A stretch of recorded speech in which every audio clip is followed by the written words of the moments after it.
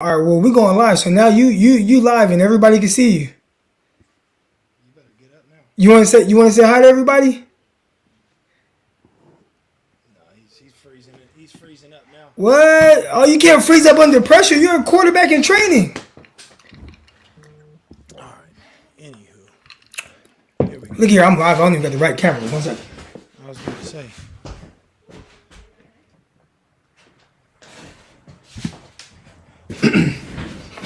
Anyways, what's good with you, Panelli? Not much, man.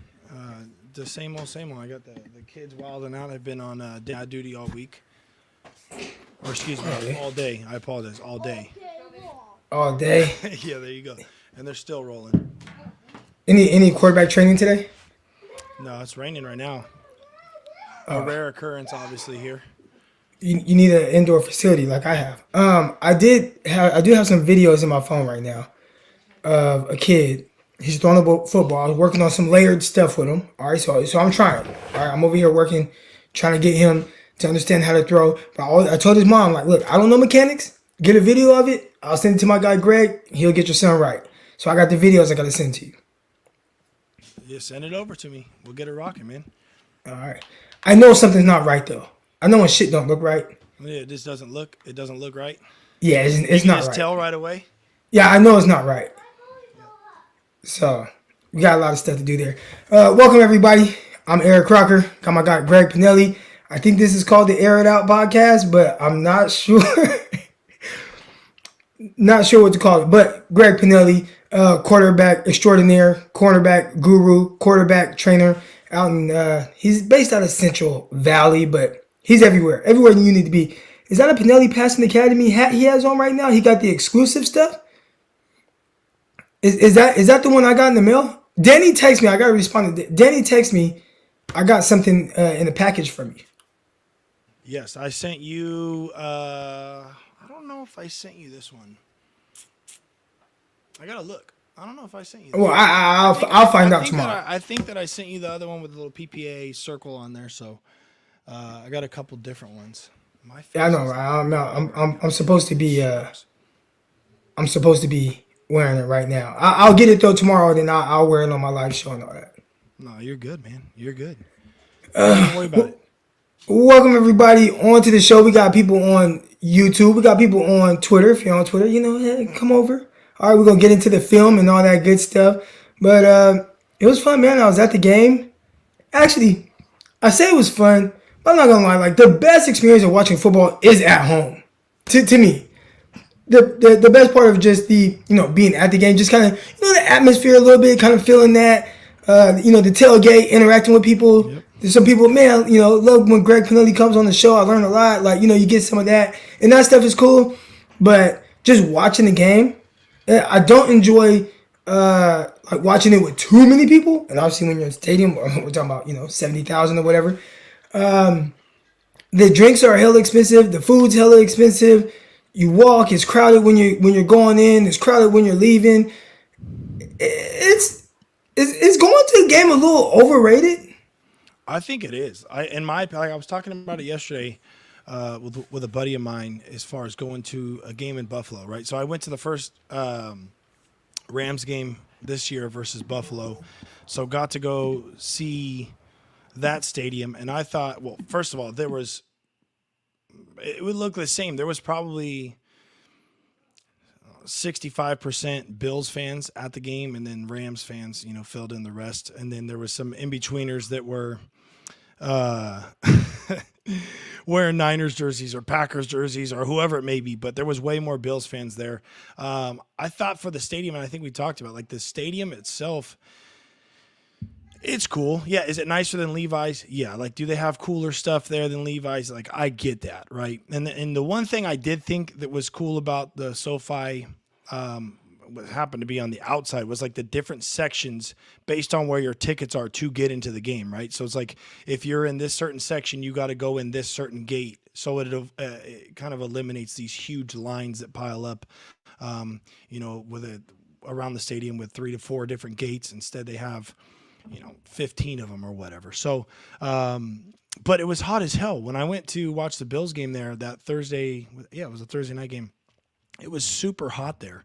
It was like 100 degrees outside, and it's a climate-controlled stadium there, but there's no AC in the stadium. So it's climate-controlled, meaning I don't know what, because it was cooking in there. And I asked Josh about it, and he said on the field it felt just like they were outside on the turf too. So it is kind of outside. Right, and yeah, it is. I'm like kind of the upset wind with kind you of right now. flows in. You didn't tell me my sound was off. I had to see in the chat. Somebody was like, "Crock, your mic, something with your mic," and I checked, and I was actually talking through my AirPods, which kind of sounds crappy. You sound I'm the fine. I'm the last person to ask about all this mic crap. Yeah, but you know time. what, Crock, you don't sound as clear. Anyways, the Rams Stadium, it kind of is an outdoor stadium. Right. It's outdoor with I call it the carport. Because it's outdoor. It just has a carport over it. So if you were out in a carport, in the South, we got hella carports. We don't really have a whole lot of garages like that. But if I go outside under my carport, if it's hot outside, it's still hot under the carport. Yep. No, it was like inside the stadium because there were so many people in there. It was legitimately humid. Like it felt like a swamp inside the stadium that first week. And just looking around, everybody was just drenched sweat, pouring sweat from the first snap or from as soon as we walked in until we left the stadium. So I was very interested to, I guess, experience it the first time and then realizing once we were in there that there was no AC and that the stadium doesn't officially like close off. So, fancy Candlestick. There you go. I wonder how it is. I guess the difference between that and Candlestick is it probably doesn't get nearly as cold as the stick does. I would say that the difference is I think there are actually more 49er fans at Levi South than actually at like Levi or Candlestick. Right. Yeah, maybe so. I mean, I know there's a ton obviously throughout the state and the Rams fans are like the Cowboys fans. Like when we go to Dallas, there's a ton of Niners fans that'll show up to Dallas, and then there's a ton of Cowboys fans around here that'll show up to Levi's. But the thing is with the Rams is it just seems like this constant effect. Like any team that comes in, it's almost there's more fans than more opposing fans than there are Rams fans. And then I was actually looking yesterday at the Chargers too, trying to find if it, to see if it was the same way with the Chargers. And I looked, and like one of the first pictures that came up is when they were playing at that the Home Depot Center, I think, and they were playing against the Broncos, and literally it was 90% orange jerseys in the stands against the Broncos down there in LA. So it's interesting, but it's that going to doesn't take a while. surprise me. It's going to take a while for them to kind of really build back that fan base, right? I mean, look at the Rams. They left to St. Louis. They were there for a long time. So you spend that many years away, then all of a sudden you come back. Like, no, you got to really create a whole new generation of kids who are Rams fans. And then once they become adults, then those stands will start to be a little bit more packed. But as it is right now, it's 49er fans. I mean, it felt like and looked like 90. If you told me it was 90% 49er fans at SoFi Stadium, I would believe you. It was that many. Where did you sit? Did you sit up in the rafters again? Yeah, I sit up high. Do you sit if you go to Levi's? Do you sit up in the third level too? Yeah. Do you do it because do you really truly like sitting up there, or do you do it because they're more affordable tickets and you're just being the coupon saving? I am very frugal, but I do it because I don't care to be at the game. I feel you. No, it's honestly like I don't mind. Like my wife wants to go to these games and people ask if I'm going to certain games or college games or, Fresno State. I went to the Fresno State game the other day, and Hainer started again and went and watched them do their little comeback the other night, which was awesome. But, most of the time, like I don't mind. For me, the best place to watch the game is me sitting my ass on the couch, and I can rewind things and eat what I want and drink what I want and say what I want and scream at the TV just like everybody else. But you don't have to worry about the traffic. You don't have to worry about getting there. You save a hell of a lot of money. So, well, at least with you though, you might be able to watch the game with someone. Like your wife is into it. My wife doesn't really watch football. So when I'm here, I'm just by myself watching it. So then I want to drink something. But then when you're drinking by yourself, you kind of feel like an alcoholic a little bit. So then I don't like doing that. I was like, Alcoholics Anonymous, like, you know what I'm saying? So I don't like doing that a whole lot. So I'm bad at watching the games though. Like I'm really, especially with the Niner games. Like maybe it just transferred from my dad, but my dad obviously he's a huge Niner fan. My brothers are huge Niner fans. It's when I remember watching the game as a kid, and like friends would come over when we were younger, and my dad would be watching and just cussing, screaming at the TV, yelling at the refs through the TV, yelling at the players through the TV, just like we all do, right? But then I would sit there back in the day like, dude, Pops, like these guys can't hear you, so what are you screaming for? Like, and then you're becoming embarrassed because your friends are there, right? And then now, the other day, my windows were open, and I think Jimmy threw the ball to CMC, and then the last ball that he threw, the touchdown to Kittle. I mean, I'm MF and this and that and the other thing, and I realized after the fact, I went outside and played catch with my son, and it was like extremely quiet in the neighborhood. And I know everybody's hearing every like ridiculously quiet. No cars driving by, nothing. So I know that every neighbor was hearing me drop the F-bombs but you know, it's part of the game. Listen, at least like it, I mean, you might yell it. I tweet it. So the F-bombs and all that all that, I actually tweet those things out. Like if it live in the game, you'll find some things where you're like, dang, Croc, like calm down. Like, nah, motherfucker, like I'm turned up. So you yell at the TV and I stuff. just scream at it. Yeah, I scream it for sure. I yell in tweets. Anyways, Eric Crocker here, Greg Panelli, man. We're going to go over some film, and we're going to switch it up a little bit. Oh, one more thing I want to say real quick. We're talking about stadiums, experiences, etc. I've been to quite a few stadiums and whatnot, and maybe I'm just different this. But the one thing that irks my nerves, and if it bothers you, whatever. But people that complain about the heat at Levi Stadium, and like that's why they hate the stadium. That bothers me because like, motherfucker, you're outside, and it's like partly the summer. Like, okay, it's hot. Like, who cares? Like, maybe I look at it different because I played football. But if I feel like I don't want to be sitting in the stands and it gets hot and it makes me uncomfortable, then stay your ass at home. Then, like, stay home.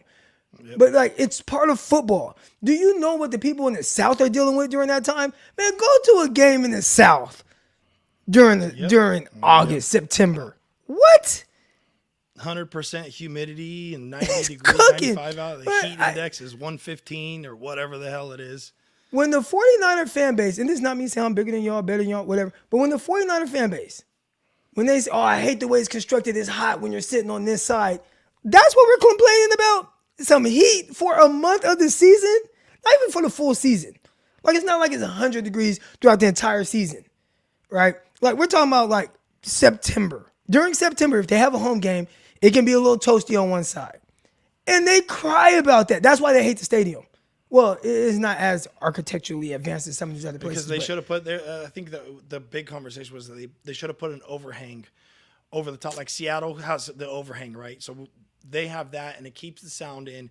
And the 49ers could have done that because when they play 1 o'clock games, the first part of the season, you know, basically up until now, when the sun's going down behind the press box, the fans that are sitting on the other side are looking right into the sun, or the sun is just baking them for 3 to 4 home games out of the year. Three games, I guess. Okay, 3 to 4 home games. Like, all right. And then it gets cold, you're right? a little. It's a little hot. All right. Yep. You're at a football game. Like, I think when I think of football, I think of heat. Like, when we played football in Modesto, it was hella fucking hot. I was cramping up every game. Remember, the fans started bringing me bananas. Yep. And you know, that's what I was gonna say. It's like, it's because I've been to both, where it's hot as hell and then it's cold as hell. Like everybody's probably, I mean, not everybody, but a lot of people have probably gone to games at the Stick. You know, going to those games at the Stick at random times. Like, I've been to the Stick where we watched Giants games as a kid, and we sat in the outfield and you would bake out there, right? But they were cheaper seats. Then you go to a Niners game at some point and you sit under the overhang and it's cold as all hell at the Stick. So I'm curious if you'd rather be hot at a game or you'd rather be freezing your ass off because you didn't bring blankets and whatever. Hot. Yeah, so I guess I probably would be too, because when you're freezing ass cold and a little bit of wind picks up underneath those overhangs or the stands above you, it's like relentless, and then you're just miserable and you can't wait to get back to the car. So I don't want my toes frozen, my hands. I don't want to feel like I have to bundle up and wear hella clothes. If I'm hot and it's just like, dang, it's a little hot, I'm sweating, but at least like I'm cool. But man, that cold, like when it's cold and it's hella cold and it's windy and it's raining and it's wet, I don't want to be in that. 49ers dealt with that week 1.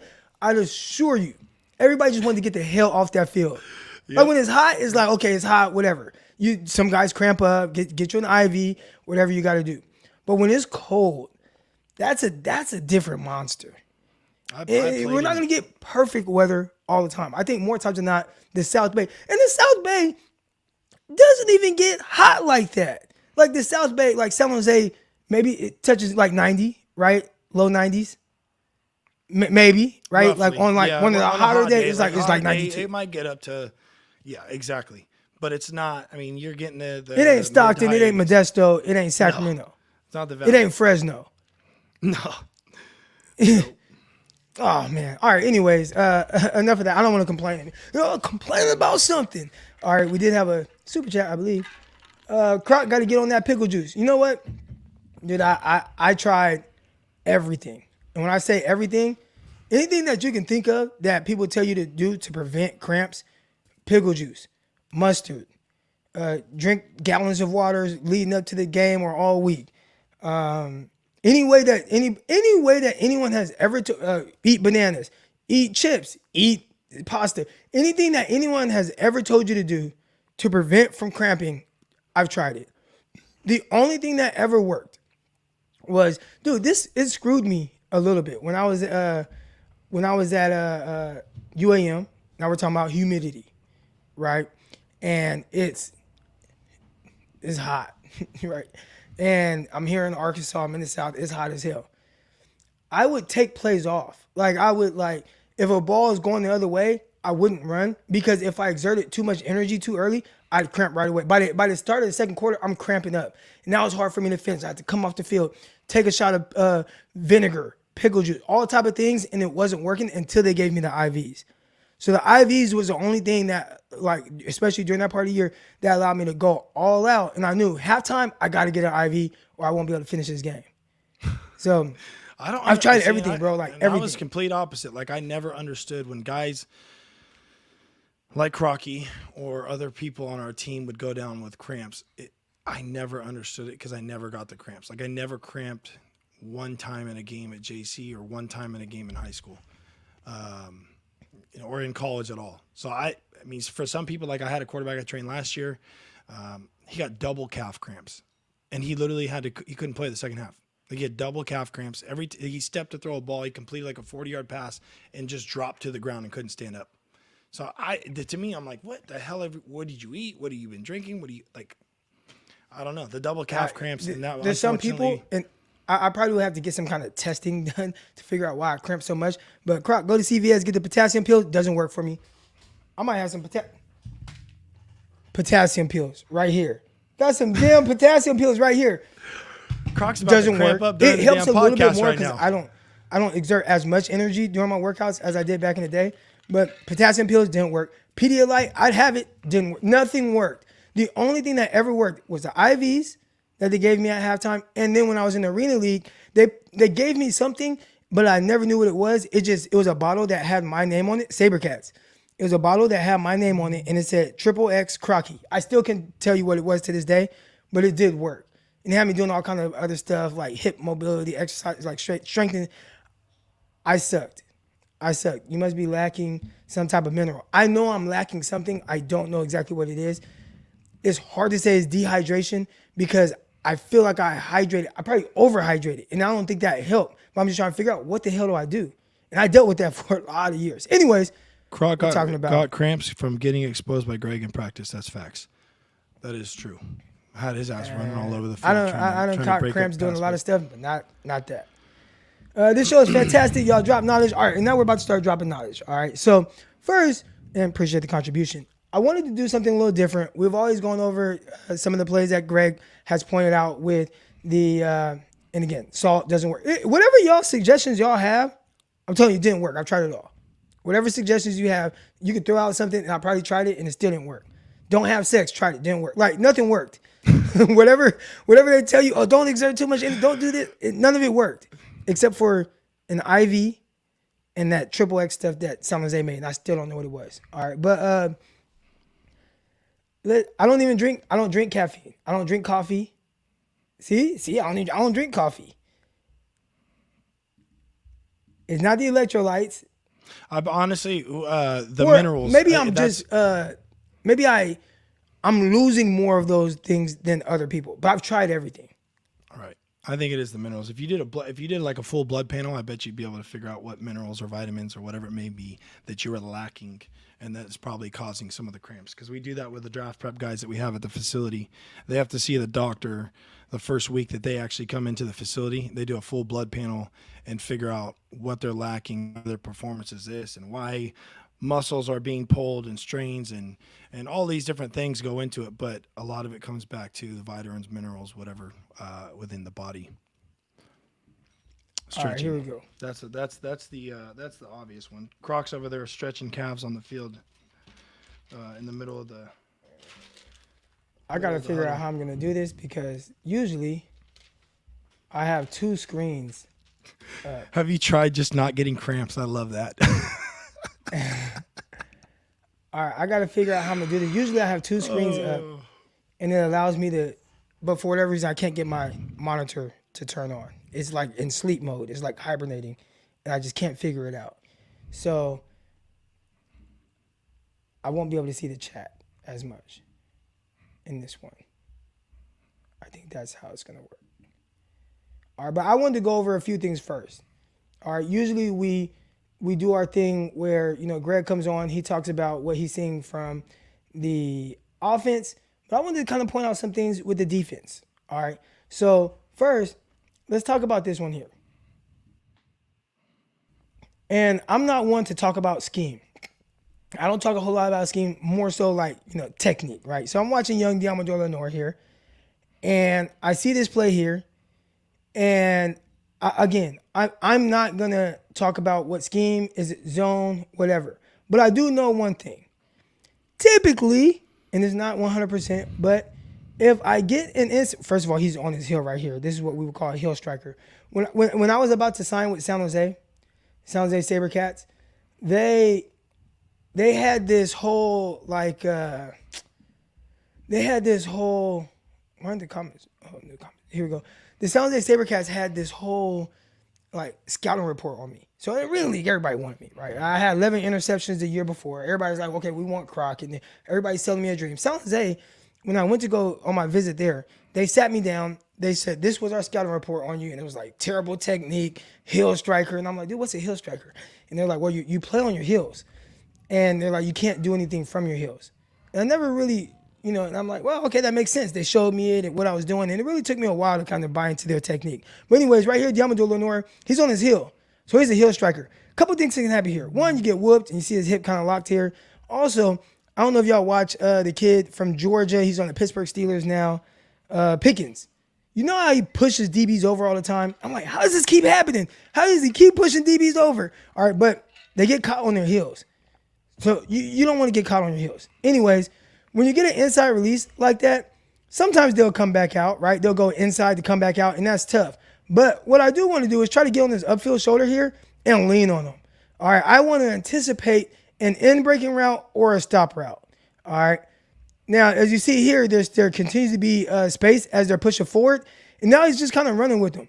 All right. So instead of just let me start it over. Instead of just running with him, right? So it's just like, well, I'm just running because he's running. You got to play with some type of anticipation. And at the next level, it's not always about, all these dudes are talented. He's talented, right? Givens, Ebukam, Hufanga, as we can see, Cooper Kupp, right? I mean, 4'6" guy out of Eastern Washington, where Greg Panelli went. But all these guys are talented. Where Samson Ebukam went as well. Oh, yeah. They were teammates. Yep. Both of them were the teammates. Okay, yeah. So, yeah, these guys were teammates. So all these guys are talented. But can you play with some instincts, right? And when I get that inside release, all right, and I'm here, now you can't just be running. Now, he does a really good job of telling him to go route. See how he has his head down? He's digging, right? He's digging. So he's probably like, damn, I got to get on my horse. But I don't think he was anticipating a stop. So now he has to react, playing it too honest, and he gives up the catch. Not bad, but it was just something I noted. Not terrible. Something I noticed though. All right. Here we go, another play here. We got Jimmy Ward in the slot. And a lot of times when you have this slot defender who's kind of it looks like they go to like a cover 3. Again, I don't want to talk about too much about scheme because I don't know. But it looked like some form of a cover 3. I was always taught second guy through your zone, you kind of have to go through it. So if this is the first guy that pushes through your zone, this is going to be the second guy here. All right. And I thought Jimmy Ward, although he gave up the catch, so this is the first guy, boom, that's one guy through my zone, 2 guys through my zone. All right. So a lot of times now he's responsible for flats. You got a deep third defender here. All right. But now, who else can threaten him in his flats? We saw one guy come out, this second guy through the zone or whatever. This is second guy. And this was actually a good job of turning with that because a lot of times what happens in this situation is the flat defender, he kind of just stays down. Then he kind of ends up just covering grass. And that's always terrible. I hate seeing that. But he does a really good job of turning upfield with them. Now, good throw. He looks to try to find the ball. Ball drops in on him. So, not a terrible job. But what would have been maybe a little bit better? Maybe. Then I don't know. Got his head around. Everybody wants to see everybody get their head around, right? But when you see right here, okay, he kind of has a step on me. I don't necessarily have him controlled. So now what you do want to do is typically not look back and play through the hands. Easier said than done. And I like that he's trying to get his head around. But if you're not looking and leaning on him, if you're not in a position where I can lean and look back for the ball, then ideally you want to play the hands. And if he would have did that, he probably would have broke it up. All right. So just want to kind of note that. Not bad though. I still like that he went with it because again, there are a lot of guys that when they get this look and this cover 3, they end up kind of staying in the flats and covering grass, and then you just get this wheel route that's wide open. Remember Deebo Samuel, Trey Lance hit Deebo Samuel on that wheel route for a touchdown against the Seahawks in Trey Lance's rookie year, right? And it was like, where was everybody? Well, the slot defender, he stayed down versus the wheel. All right, I got a couple more plays. Bear with me here. And I hate that I can't see the chat. What the fuck is going on my screen? I hate this. All right, so here we go. What are we looking at? Oh, right here. Up top, you got Ambry Thomas against Robinson. All right. And one thing that happens, everybody wants to talk, get your hands on. Why are you going to get up and press and not use your hands? And it's like, look, there's a couple ways to press. You can press with your hands, of course. All right. Of course. Excuse me. You can press with your hands, but you can also press with your feet and essentially using your feet to get you in position to use your hands. All right. But when you try to kind of overplay it with the hands a little bit, sometimes when you shoot that hand, you lock that hip. It's going to put you a step behind, and you're going to see Ambry Thomas. You're going to see that hip lock up. Watch. You'll see it. Ugh. See him get stuck there? Am I able to do this to go backwards? Yeah. Watch Ambry Thomas get stuck. Ugh. Right there, he gets stuck. Now he has to try to unlock that hip and open up. Did y'all see that? Watch Ambry Thomas at the top. Ugh. He gets stuck and whips open. All right, so a way to kind of, so that doesn't happen, just use your feet a little bit more. Use your feet to get you in position to get your hands on. Ideally. Again, Eric Crocker's not out there trying to guard I almost call him Alshon Jeffrey, Allen Robinson. All right. I'm not out there trying to guard Allen Robinson. That's tough. That's not easy. But ideally, use your feet. That's what I would teach him. Like if I was his coach, right? And most coaches probably just couldn't do it at that high of a level. But if I were his coach, I would say, hey, Ambry Thomas, use your feet to put you in position to get hands on. And, hey, crowd this line a little bit more. Make the referee tell you, hey, kid, back it up. I want to crowd this. Bro, I'm right here on this line. And I check with the ref. If he tells me to back up, I back up a little bit. All right. But as much as if he's on the ball, I want to crowd that line so that space isn't already created. All right. But yeah, look, he leaned. Look, he shot both hands, hip lock, and he had the whip open. Something I want to show. All right. Couple more plays. I think there's one more, two more. All right, here's another one. Again, you're going to see a couple of things here with Diamador Lenore. If I remember correctly, he shot his hands and looked inside, right? The eyes are going to make you late. So, let's see what he did. Now he's reaching. Look at that. How did he get in that bad of a position?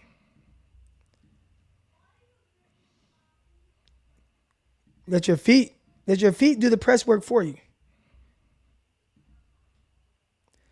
Also, one thing I always tell my guys, the receiver is likely going to make his break right around the line of scrimmage. So if you kind of just sit there, he's actually going to come to you and you dictate when he has to make his break. And then you'll be able to get hands on. I think that's the toughest. Some of the toughest DBs to throw against, especially down there where everything's a lot tighter. Within the goal line, obviously you see Hufanga down there. Is the patient DBs, right? Yeah. Where the ones that'll sit a little bit more and not necessarily take the bait or those stab steps or any particular releases. They let the receiver come to them, and then as soon as they make the break, you see the DBs on their hip. Whether it's especially like a slant route, right, where they'll jump the slant, bat it down, they get in front, make a good play on it. But it's usually from some of those more patient DBs that let everything come to them and then make a play with their feet thereafter. Right. Here's a good one here, right? Look at where he's making Allen Robinson work, and look at where Javarius Ward is making Cooper Kupp work. Yep. See, notice how he's not in the end zone, right? So he's making him like, you got to make your move right now. I'm not going to let you work too much towards me and then let you break off your route. That was a good job by him. And can you rewind it real quick, Croc? And one thing here too is the splits, and I think that he's right on the numbers. Was Cooper inside, outside? They both look the same. Kupp is outside. Yeah, so he look at the spacing right between him and the sideline. It's not like he's lined up outside those numbers. He's cheating it down just inside the numbers with another stacked receiver. So they're either going to switch and try and do some mesh stuff and try and get these guys tangled up, or you at least know based off of the splits here, one of them's going outside, right? And what do they love to throw? The back shoulder ball to Cooper Kupp here. So I'm assuming they did it in the Super Bowl, right, to kind of beat absolutely. the Bengals and Eli Apple. Yep. All right, and then there's one more rep I wanted to show before we get into Greg stuff, but you got Diamador Lenore down here, pretty much kind of on the island, right? Like he's head up because, he got a two-way go, and I thought Diamador Lenore did an excellent job here. Still on that heel a little bit, right? So I would try to tell him, work your feet a little bit more. Try not to get on your heels. All right. Well, my coach used to tell me, cut the heel out. All right. Don't get on those heels. But boom, here's good. Hands on, looking back. Now at this point, we're gonna play chest to chest, and I thought he did a good job there of playing chest to chest. Robinson had no chance. And now here's what you'll hear from the receivers, people. Oh, that was a terrible release. Nah, that was a good release. I thought Robinson did a good job sinking his hips, right? That nice little inside, outside, then let me go, right? Like, that stuff was good. I thought he looked fluid. Watch him sink the hips. Good job of sinking the hips. He just didn't really move the DB. So, good rep by the defensive back, right? Hands on. I'm looking through the receiver, playing chest to chest. That's what you want to do down here to eliminate the back shoulder. And let them know. All right, yeah, tell them be quiet. Yeah. All right, so, that's some of the defensive stuff I had. We're going to get to the offensive stuff. And, man, this is going to be a little tougher this time because, again, I just do not have, which I hate. I don't have my other screen, and I just don't know how to fix it, y'all. I just don't know how. It's like some kind of sleep mode. So if anybody knows anything about monitors and stuff like that, shit sucks. All right, anyways. Plug it in. No, it's plugged in. I'm looking at the light. I'm joking. Relax. Oh, okay. Well, I'm looking at the light. The light is blinking blue. I just don't know how to fix it. I'm not good with technology, Croc, so especially with the two monitors. All right, here we go. What play is this here? Oh, Oh, this is the deep one. This is a deep one. So you're going. You see, Croc, you get me almost. Oh up. shit. Excuse my language.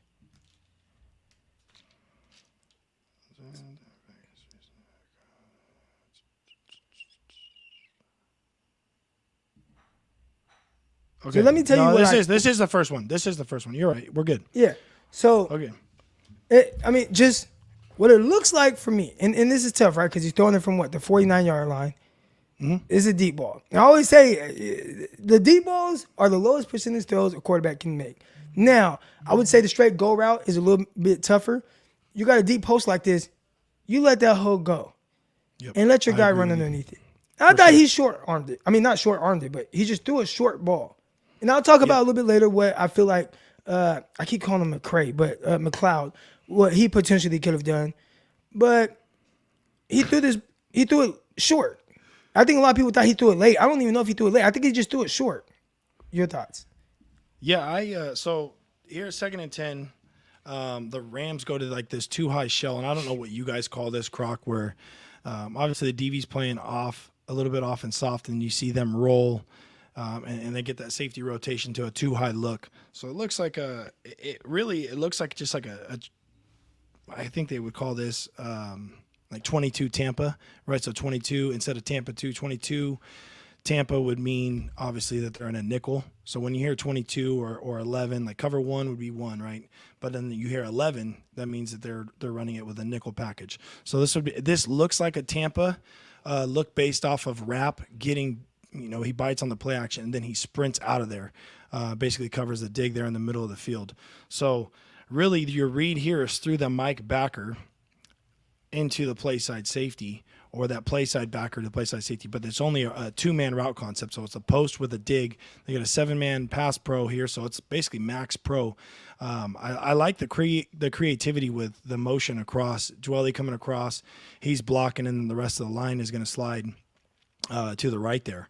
So it's a full slide, and then Dwelly comes on the backside there and blocks. Everybody picks it up.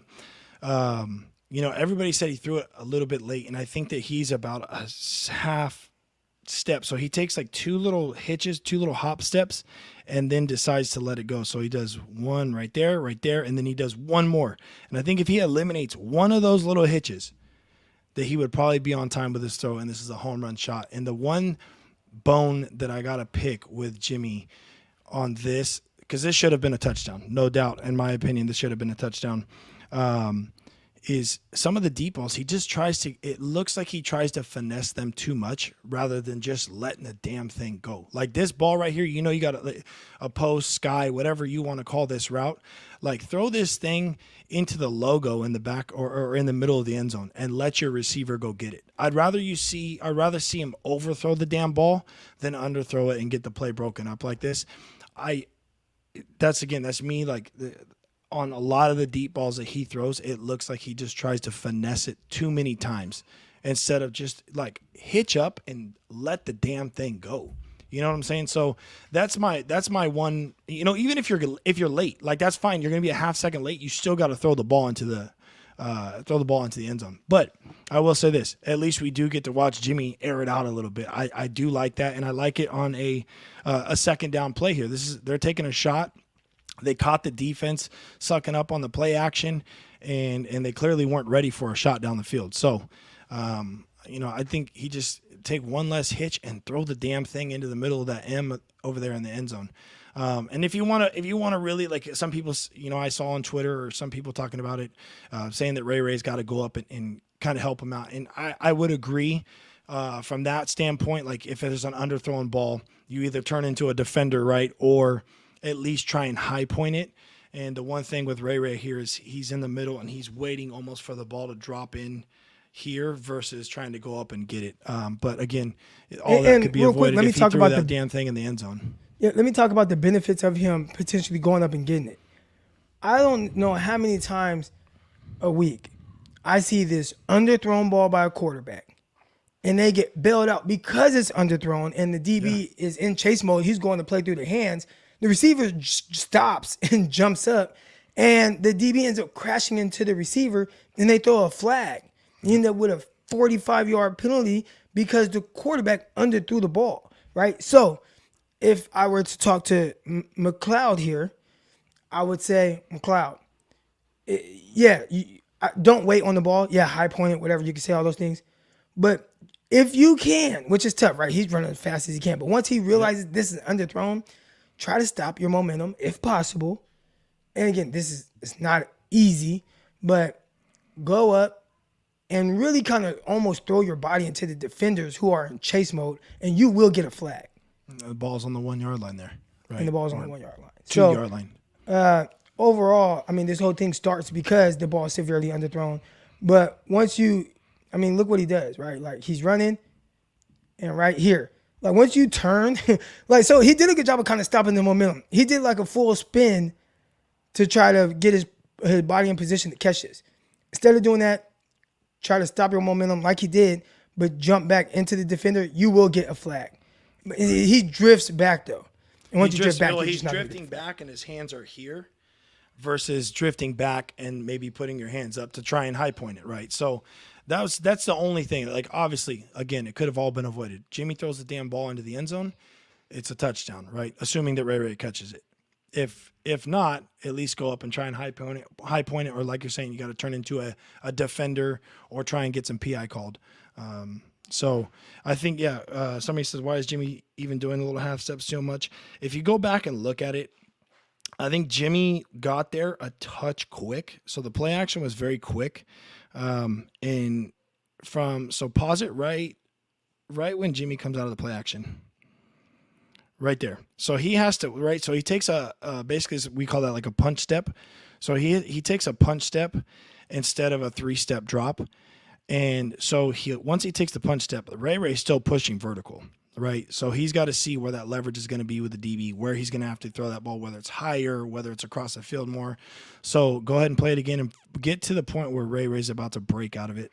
So he still hasn't broke. So now he's finally breaking, right? So Jimmy at this rate could take a hitch and throw it, to the 10-yard line, right? But instead he'll take like 2 more, 1, 2, and then finally lets it go. And by that time, it's just a touch too late. So if he can I get it. It's a deeper route, and you got to let him get up and press the DB vertically and then break across. But just take one less little hitch step in there, because he'll hop, one more than he probably should have. And then again, just throw the damn ball, right? Don't try and be too perfect. You can't. With deep balls, you can't be too perfect. You got to let your guys make plays.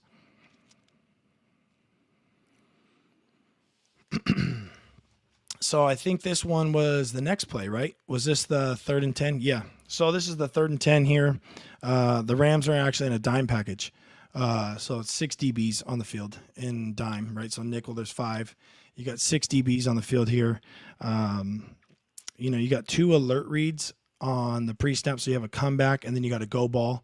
On the bottom half, did you jump forward? Nah. I can go back. Yeah, I was a little back view. My bad. So you got 2 alert reads, Ayuk, and then you got the go ball on the bottom here. Obviously, the go ball is not great off coverage. It's not something you're going to want to. It's a low percentage throw. You can't throw the back shoulder there. DB will jump it. So right away, you already know. And then that comeback up top, the DB does a good job. If he decides to throw that, DB's right on Ayuk's ass anyways. So he works the inside of the field. That's a good job by the DB from off coverage, covering that comeback like that. He said he did a really good job of sailing his feet. But go ahead. Yeah. So typically an alert read is something pre-snap, right? Like, you like the matchup, and I can take that now. I'm basically abandoning the concept, and I'm going to work the one receiver on the back side or the front side, that particular matchup alone.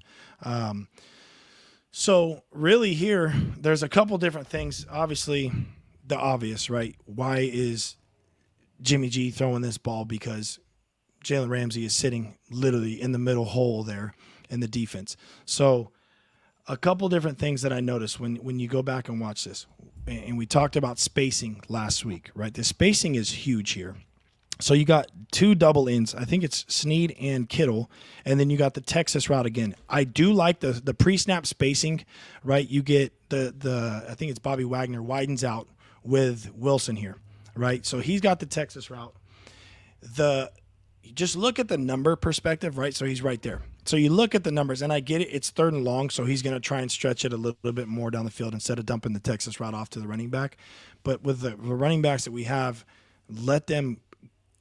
You got to let them get. Let them have a run after catch opportunity. And he did a good job of it pretty much the rest of the game. I mean, you look at what McCaffrey did with the ball in his hands for the most part. But you look at the spacing and the numbers, right? So there's 4 guys here. They roll a safety down. So they buzz one safety down, they rotate, and then you get Bobby Wagner that's way wide here on the bottom. So he could have dumped that off. That would have been the easy adjustment right there, okay? But you got double basics or double dig routes at about 10 to 12-ish yards. So they're getting to the sticks. And the one thing I noticed here is everything's kind of coming together, right? So you got Wilson running this Texas route right at George Kittle, right? And then you got the double digs coming across. The one thing, and I don't think it would have mattered anyways, but it could. I do think it could have. You might have been able to widen Jalen Ramsey, but then the other safety buzzed down in there anyways. But George Kittle, in this right here, he stops right behind Jalen Ramsey. Now, again, there's a bunch of traffic. But if he keeps on his route, potentially widens Jalen Ramsey or gets him to work more towards the middle of the field, and then maybe Snead is open behind, typically when you're going to sit in a route concept like this, you're going to sit in an open zone, right? And he sits right behind Jalen Ramsey, so I'm not sure what he was kind of doing there instead of just continuing to work across and leave that spacing between him and Snead behind him. But again, as a quarterback, especially with a pocket that's there and you're looking right at Jalen Ramsey, this is one of those throws. He tried to put it over the top of Ramsey and give Kittle a chance. It's just not a great decision here. Here's the good decision. I think he was looking at Snead, and that's where he pumped. But the safety here sat on that and rolled down and was going to underneath. That was going to be a pick 6. Right. So I appreciate him at least being aware of that. Yeah. No, and I'm with you. Like I get it. But once you pop back inside and you see Ramsey, this is where we talked about just throw the ball in the ground. Literally right in front of you could throw it 5 yards short in front of Ramsey and just throw it into the ground and eat it, right? And I think that's one of those plays. Or just in that case, just eat the damn sack because it was 3rd and long anyways. So could have just ate the sack or throwing it right into the ground. That would have been a better decision there. So, all right, let me try to tune back into the chat real quick, see what people are saying because I can't see both. All right, here we go. Let's hit play again, and boom. So here's a screenplay. This is a screenplay, and we've talked about some of these screens the last couple of weeks, and everybody's like, oh, screen. Like, when is it, they're working, they're not working. In this situation, and again, it worked for Kansas City last week, but I want you to, if you can slow it down here, because I feel, and there's a few of them this game, and I really feel like the Niners are just a block or two away from busting one of these wide open. And these are huge, right? So they go with an off coverage here. The linebacker is in the box. So the Mike backer right there is basically mugged up on the center. Okay, so the center takes him. But the one thing that really kills this play here is the right guard is releasing. And when you watch the right guard release, he releases up the field rather than so right there, he's releasing up the field. If he releases flat down the line, now he's got a kill shot on that linebacker. Okay, but he overruns it, and then you would allow Kittle to work back inside. And if you'll see, pause it right when Kittle's about to turn it up. So he would have a kill shot right there. If he takes it flatter down the line, so his angle's got to get flatter down the line. He's got a kill shot on the linebacker. You got Ray, I think, that's blocking. It's going to be blocking that play side safety, or the next most dangerous up top. So the free safety, and Kittle can work back down towards the bottom of the screen. I'm sure he's going to get tackled, obviously, but those are that could have been the difference between, picking up 8 to 10 yards or getting 30 yards down the field. So, yeah, Burford was just working a little too far up the field on this right here. He could have had a kill shot on the linebacker, and it would have enabled Kittle to get back towards the middle of the field a little bit more. So that's why I just wanted to put that in there because, when those plays work, that's a good play call. When they and it was I think it was still first down. We got 8 to 10, whatever it was, yards. It's still not a bad play, but those plays could turn into a lot more. So I have a couple more of them as well. So I think it's actually one of these ones here. I think this is another screen that I put in here. And again, this could be another one that would be. No, this wasn't the screen here. This was McGlinchey. Yeah, this was. Did I write down? Hopefully I got that. It was kind of weird when I put it to my little thing. Oh, go ahead and go back. Go back to the sideline camera. Okay, so this one right here is scat protection. So that scat meaning empty pass pro.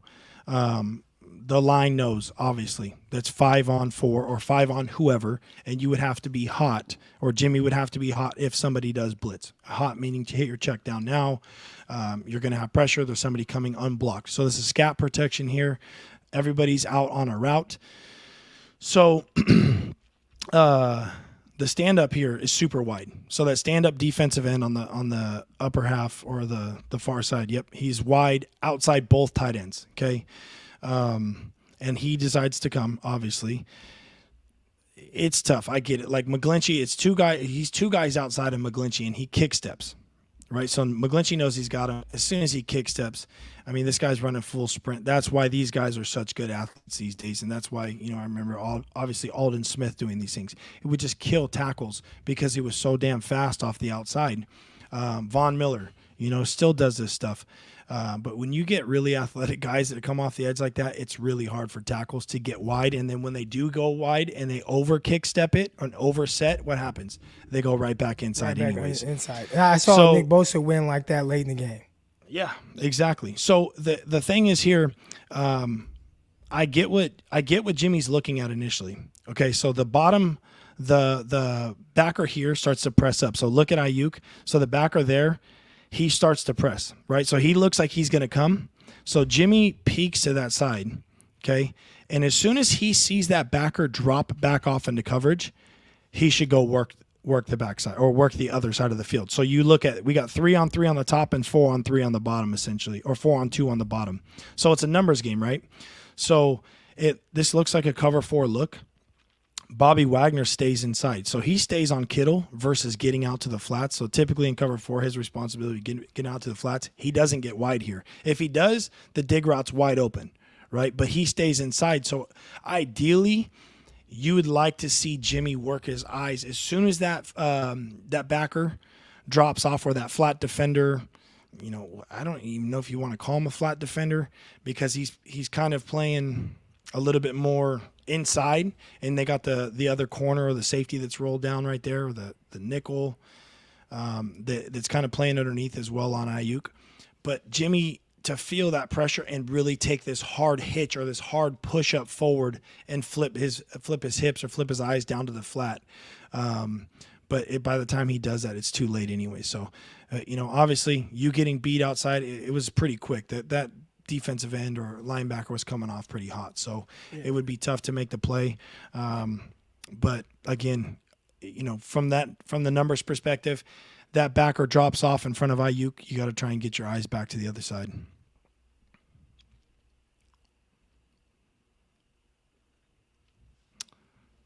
So right here was the screen. Okay, so pause it right there, Croc. So again, let's look at the angle here of let me see if I have it in my notes here. This was Okay, so look at the angle again of I believe it is the left guard here. So who was it? Is it not perfect? Banks? Who is it? I can't even see because of the numbers here, and I'm sorry when I was watching the film. I think it's Banks. Yeah, Banks here. So, You watch his angle. Again, he starts to work up the field. So when you're running a screen like this, typically the running back, so the blockers are coming out to the flat here. And as you catch the ball, as they're blocked, you would want to catch that ball and then work right off his backside, then back to the outside of the field down here by the numbers, right? So look at the angle from Banks. So Trent, so Trent stays on his guy, and then he gets up the field. He takes this angle up the field at first, and then he has to cut back, right? Versus, like I just said, staying flat line. If he stays flat line, McCaffrey's going to work right off of him. And then you got Trent and I can't see again the numbers here. I think it's the center, right? Yep, Trent in the center. Pause it right there. Okay, so a little bit more. There. Okay, check this. So if he gets to work, if we get that block, that kill shot right there, and he works just off of Banks, you see Trent and you see our center right in front. And look at the numbers here. The next closest guy is 40 yards away, roughly. Yeah. The safety, not even him, man. Because he's going to get blocked in the middle of the field. Look at the safety playing way up top above the logo, down in center field. So that's the next closest. Like I said, we are literally the Niners are. It's going to happen here soon, but the blocking, everything has to play in together, and they're one block away on this play from busting one way down the field. But if he takes that angle just a little bit flatter, just like the other screen, I think that it's going to be money, and it's soon enough it's going to happen here. So I just wanted to show people those perspectives, because some people are getting on Shanahan or saying about the screens. This was there. This was dialed up right. It's just one block killed the whole thing here. Yeah.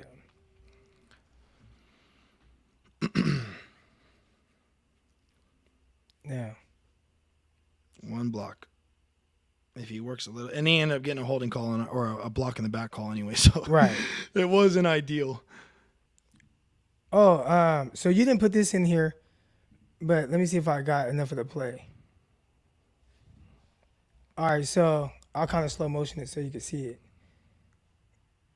Could you get Killer right there? I mean, does he have to be like the first read on that bend or bang 8, whatever you call it? Yeah, it looks like a bender, right? So you would run a bender against, so he might have a seam, and then he sees the safety roll. So at that point, he's going to bend it. Yeah, so it's cover 2. It looks like they're starting to move to a 2 high, so he's going to attack the safety and then bust it into the middle of the field and bend it off versus just running a seam. So if it was a closed middle of the field or middle of field closed, one high safety, so wrap is there, right? And then they start to rotate, and Kittle's attacking the inside shoulder. You could. That might not be the front side in that progression versus a 2 high look. But if you go ahead and play it a little bit more, you'll see I think the DB pops into the screen, so maybe it was just a little too risky to get an undercut, or you'd have to throw it over the top. So, completion's a completion. But, yeah, and who is it? It's Ramsey, again, on Kittle. So maybe don't like the matchup as much. Yeah, I don't think you really like that matchup anyways. I mean, I don't mind it in certain situations, but yeah, that probably wasn't the front side in that progression anyways. All right, here we go. This play here, and I'll let it roll and kind of, give my thoughts on it. I always talk about how, when it comes to the great quarterbacks in this league, right? The guys that are, thought a little bit more to be more, elite or, whatever, however you want to say it, right? But the more elite guys. And I think a lot of people think that there's a drastic difference in ability, I guess you could say, but really it's just more so. It's probably a few plays a game, right? Where there's a few plays a game, say 2, 3, maybe 4 plays, where Mahomes will make this play and Jimmy just will not, right? Or at least with no consistency.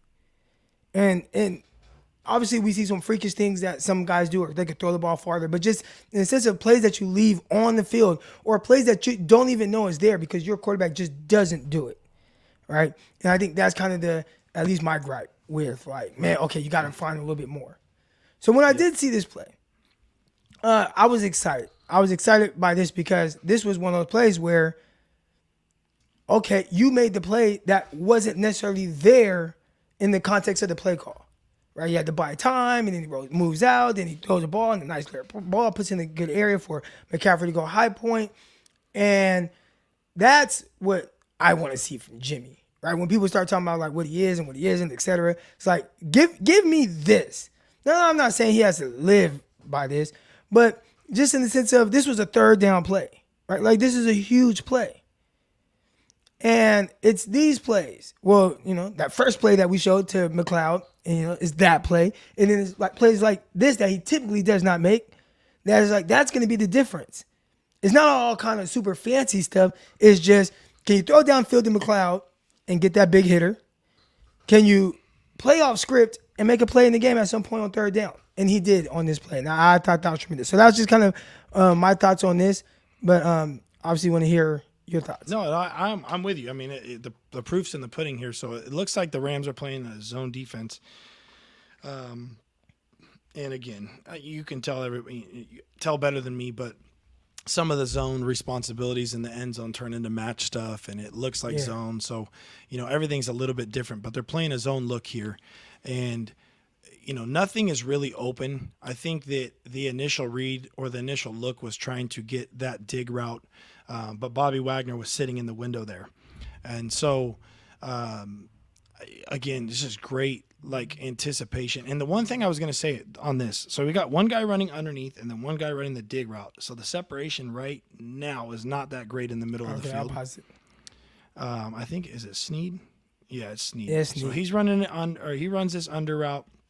And then I don't know who that, I can't see the top receiver there. I think maybe is it Ray McLeod or.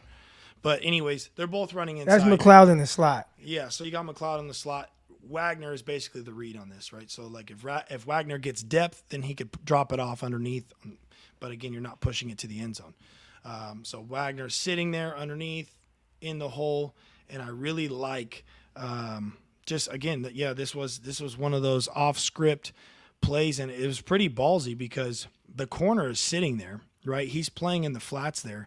And McCaffrey's still, 10 yards away from the goal line by the time he just says screw it and runs up the sideline. But this is the difference. Like, you get a true playmaker like McCaffrey, this is the difference. Be able to see that and say screw it, I'm going for it.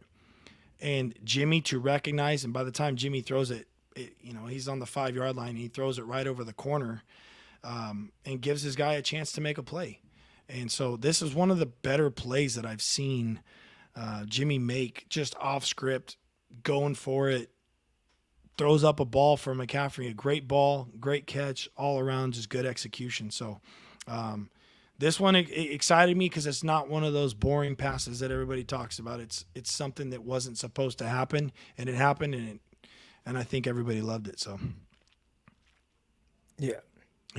Jimmy started to get into panic mode there. Well, he doesn't like for a playing split late second. downs. He was like, "Screw it, I might take off," and then sees Christian McCaffrey take it up the sideline and just throws one up for him, and it was a perfect ball. I mean, I don't know. I was arguing with my dad about this the other day. He's like, "Well, it was a good ball, but he probably could." I'm like, "Dad, what are you talking about?" He's like, "He could have thrown it more on a line, like a whole shot throw, Yeah. And I'm like, he wasn't even supposed to run the route. What are you talking about? Like, you want a damn whole shot here? He wasn't even supposed to run that route. So it ain't just the chat that gets on me about the Jimmy Garoppolo stuff. But I was sitting there arguing with my dad about, like, he wanted a whole shot. I'm like, dude, you're way too picky on this shit with Jimmy. But it was a good ball. No, this is like, I think that everybody's starving for more of this from Jimmy, including myself. Like, this just make a play. Just make a play. Do something. Like, yes, there's going to be shit that happens in a game, right? But you do a play like that, and it makes you forget about some of the other little shit, like we talked about with Pat Mahomes, right? He might throw a couple bad balls, like Josh. Josh didn't have the greatest game this past weekend. He threw a couple bad balls, but then he'll throw a couple deep ones that make you forget about the stupid shit he did prior in the game. All right, so Jimmy needs to do more of this to make people forget about the dumb shit that he does prior in the game. Hey, do you think he was throwing the Kittle on that play? No. Based off of how flat it was, I looked at that after. Based off how flat, like he was thrown down, if he threw that to Kittle, Kittle was running 3 or 4 yards off his mark back downhill. But I do think if Christian wasn't there and he was throwing to Kittle, or if Christian doesn't catch it and lets it go to Kittle, that it probably could have been a touchdown from either of them. Based off his eyes right here, I would say that he's throwing it to Christian McCaffrey. Yeah. And by the way, that's really flat. Like you'd see the helmet more. You'd see the helmet more this way if he was throwing the Kittle. This is really flat to the sideline. Right. Yep. No, I like it. It was good. I think all around that was just a good play. So right here, I already know what play this is just based off of Ramsey looking back. So go ahead and pause it real quick before we get to this. Because I know everybody, well, not everybody, but a lot of people in this are going to say, well, he threw it right to Ramsey. And we talked about this on the phone. And, yeah, did he throw it right to Ramsey? Yeah. Okay. But here's the thing here. And you can call me the Jimmy apologist. So I can give two shits. Okay? Hold on. First of all, so people keep calling you a Jimmy apologist. Right. So I looked. I had to Google apologist, right? Like I know what it means in the sense of like what people are saying, but I had to Google what is an apologist, right? Like the true definition of it. And let's read it here, because I came away with, by definition, you are an apologist. Sure, let's hear it. So by definition, you are an apologist, but I don't think. I think the way people are using it is more of like in this negative context. Because when you just read apologist, just the definition, it's this. Hold on, now read it real quick. Apologist, a person who offers an argument in defense of something controversial. So that's I guess all at some point or another, we're all apologists then. Right, like for something or another. If people have a strong opinion one way or another of something, and you say, hey, this is why I think maybe this is happening or whatever, and you're just it's not as bad as y'all think. Like you are an apologist, but the way that people say it, it's really more of like attacking, right? Oh yeah. Well, here's the thing. People, again, it goes back to Jimmy. He wasn't even supposed to be this guy, right? Like he wasn't supposed to be the starter this year anyways. So everybody gets over him and then we're back to him, right? And everybody has already had their mind made up. I don't know if anything would literally change a lot of people's minds on him because they have their mind made up. And I feel a particular way about Jimmy, and it's what way do you feel about Jimmy? Just so that they understand. Yeah, no, I think that he's a capable. It's very similar to a lot of people, but I don't think that when he does things right, he won't get the praise for it because he's pissed too many people off, or too many people have these strong opinions about him. Do I think he's a capable quarterback? Yes. Do I think he's been a good guy for the team? Yes. Do I think the guys buy into him? Yes. Do I wish that he didn't make a lot of throws that he does? Not necessarily this one, but the first one, yes. Like, do I wish he threw a better deep ball? Absolutely. Like, I'm sitting here feeling the same way a lot of the times, but I'm not going to bash him because when I watch the film, there's little things. Oh, Jimmy checks it down too much, or Jimmy does this, Jimmy does that. I think he does a good job of giving the guys the ball with what the offense, or excuse me, what the defense is giving them. He will force some footballs. I don't like that, right? He's going to, and a lot of quarterbacks, and again, it's not just him, but there's a lot of quarterbacks. If you go look at the same, we talked about Pat Mahomes. We talked about Josh the other day, right? So making some of the throws. There's guys that make these throws a lot, but it's polarizing on Jimmy because a lot of these people are obviously Niner fans. But he does make a lot of good reads, and I think he's somewhat quick with some of the reads he makes, and maybe they're predetermined on where he's going to go with the football as far as working the underneath stuff. But I think that he operates the Kyle Shanahan offense pretty well. Hence why he's still here and Kyle didn't ship him off to somewhere else. And, it's wishful thinking to say, hey, I wish that Josh was the quarterback of the 49ers, or I wish Pat Mahomes, or I wish Aaron Rodgers, or Tom Brady. Did you see when I was talking about 10-inch penises? What? Okay, so. Oh, yes. Yeah, because the chat, the people in the chat. I did, yes. And I. Yeah. Did you understand what I was saying? I got what you were saying. I thought it was an absolute wild. It's a little wild.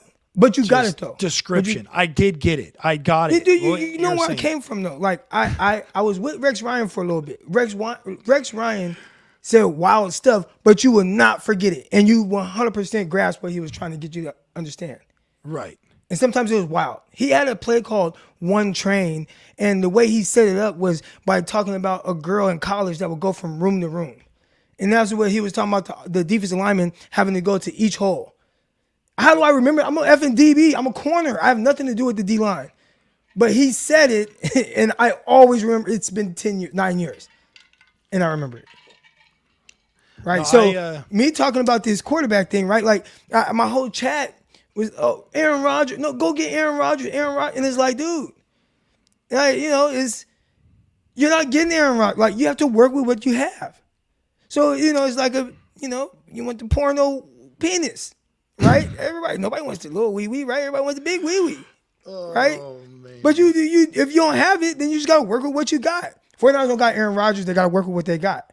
You'll never forget that, though. No, yeah, you're right, and that one that went off the rails real quick. But no, I think that I do. Like, do I wish that we had somebody that could make those off-script plays more often? That somebody that could be the guy that makes a play with his feet. Rodgers isn't a dual threat quarterback, but he's good enough to get out of the pocket and make plays off platform. I think that with what Jimmy has done and the way that he's won, with a lot of the criticism, that I think that he's handled it pretty well. But do I think that he is limited to some of his abilities and makes shitty decisions sometimes? Absolutely. That's 1,000%, right? But I think that people are more hard on him than sometimes they might, or maybe they should be, given the fact that he operates the offense pretty well. And it's just, again, you eliminate some of the dumb mistakes, like the one or two throws a game that might turn into an interception, or it might be a bad read, and people hang on to those things because he doesn't do enough in their eyes, right, to erase that memory of the stupid play. You know what I'm saying? Right. And I would say that I understand it from that perspective, because that would be the reason why I go and maybe get someone that is more talented than Jimmy Garoppolo. Well, I said it the other day, and you had turned me down, and I made mention of a potential trade for Aaron Rodgers, and you had told me no, that you do not want the like porno Aaron Rodgers. Wee wee. I said it. Somebody told me to use what man I language, said, but I can't. I don't know who's listening, so somebody might have their kids in the background right now, so I can't be like. I said, hear me out, and then I said this player and this player for Aaron Rodgers, or this player and the draft pick for Aaron Rodgers, and you had come back with, no, I don't like Aaron Rodgers. I think he's the reason they haven't won a Super Bowl since the last time they won 2009. Listen, why don't, and somebody brought this up, why don't you ever hear any of his former teammates say anything positive about him? Hey, I'm whatever happens, that's all good. I'm basing it off of what I see. No, you're just talking about, okay, how talented he is. We know how talented he is. Why is Aaron Rodgers so talented but not getting the results? They have had some damn good teams. Absolutely. Damn good. And who's the tons one of weapons, that tons of they've had defense, they've had everything. So why is it that and this is kind of like the Mac Jones argument too. Like 49ers, Mac Jones is getting benched in New England, throwing pick sixes that get overturned only because somebody pushed him on the ground. Like, he's playing bad, right? But no, Kyle Shanahan needs to get him. Why? And that's my thing with the whole Aaron thing Rodgers. With the Mac Jones thing. Like, nothing against Mac Jones, but it's like, you want to trade for Mac Jones. You're seeing what he's doing now. And I think that Mac Jones, and you did more of the draft, looks as far as evaluations at the quarterbacks than I did. Well, with Mac at least, I think you're getting a very similar player to Jimmy, anyways, but you're getting a less experienced player within the offense. So to me, that doesn't make sense. And who are you going to trade him for? Like, what are you going to trade Jimmy back to the Patriots to get another sophomore quarterback now when you got Trey coming back next year? So what are you going to do with Mac Jones next year? Well, pay him a lot of money to be a backup? Tell you that. Oh, well, just let them compete. But okay, so I have a couple of things, and I know we're getting off track a little bit here. As it pertains to Aaron Rodgers. Aaron Rodgers, in my opinion, I know how amazing he is. Probably, as far as accomplishments, ability, the most talented quarterback I've seen, like, in my generation. As far as, like, just MVP, consistently good, team is always good, etc. But it's like, why does he have one Super Bowl win since 2009? Everybody talked about his coaching and how bad it was. Like, well, McCarthy went to the Cowboys. Like, they're pretty damn good. It can't be just that. They've had defense, weapons. And then it's like, well, he has weapons. It's like, no, you don't have enough weapons. He needs more weapons. And it's like, well, how much does this guy need? Right. And when you say, like, well, they need to trade for Aaron Rodgers, and it's just like, all right, I get what you're saying. He will increase your chances of winning a Super Bowl. I 100% agree with that. But the fact that he's not winning a Super Bowl, and it is hard. I see BSC. It's hard. Drew Brees only has one. I get it. And Drew Brees, he was on some good teams. Sean Payton, awesome, whatever.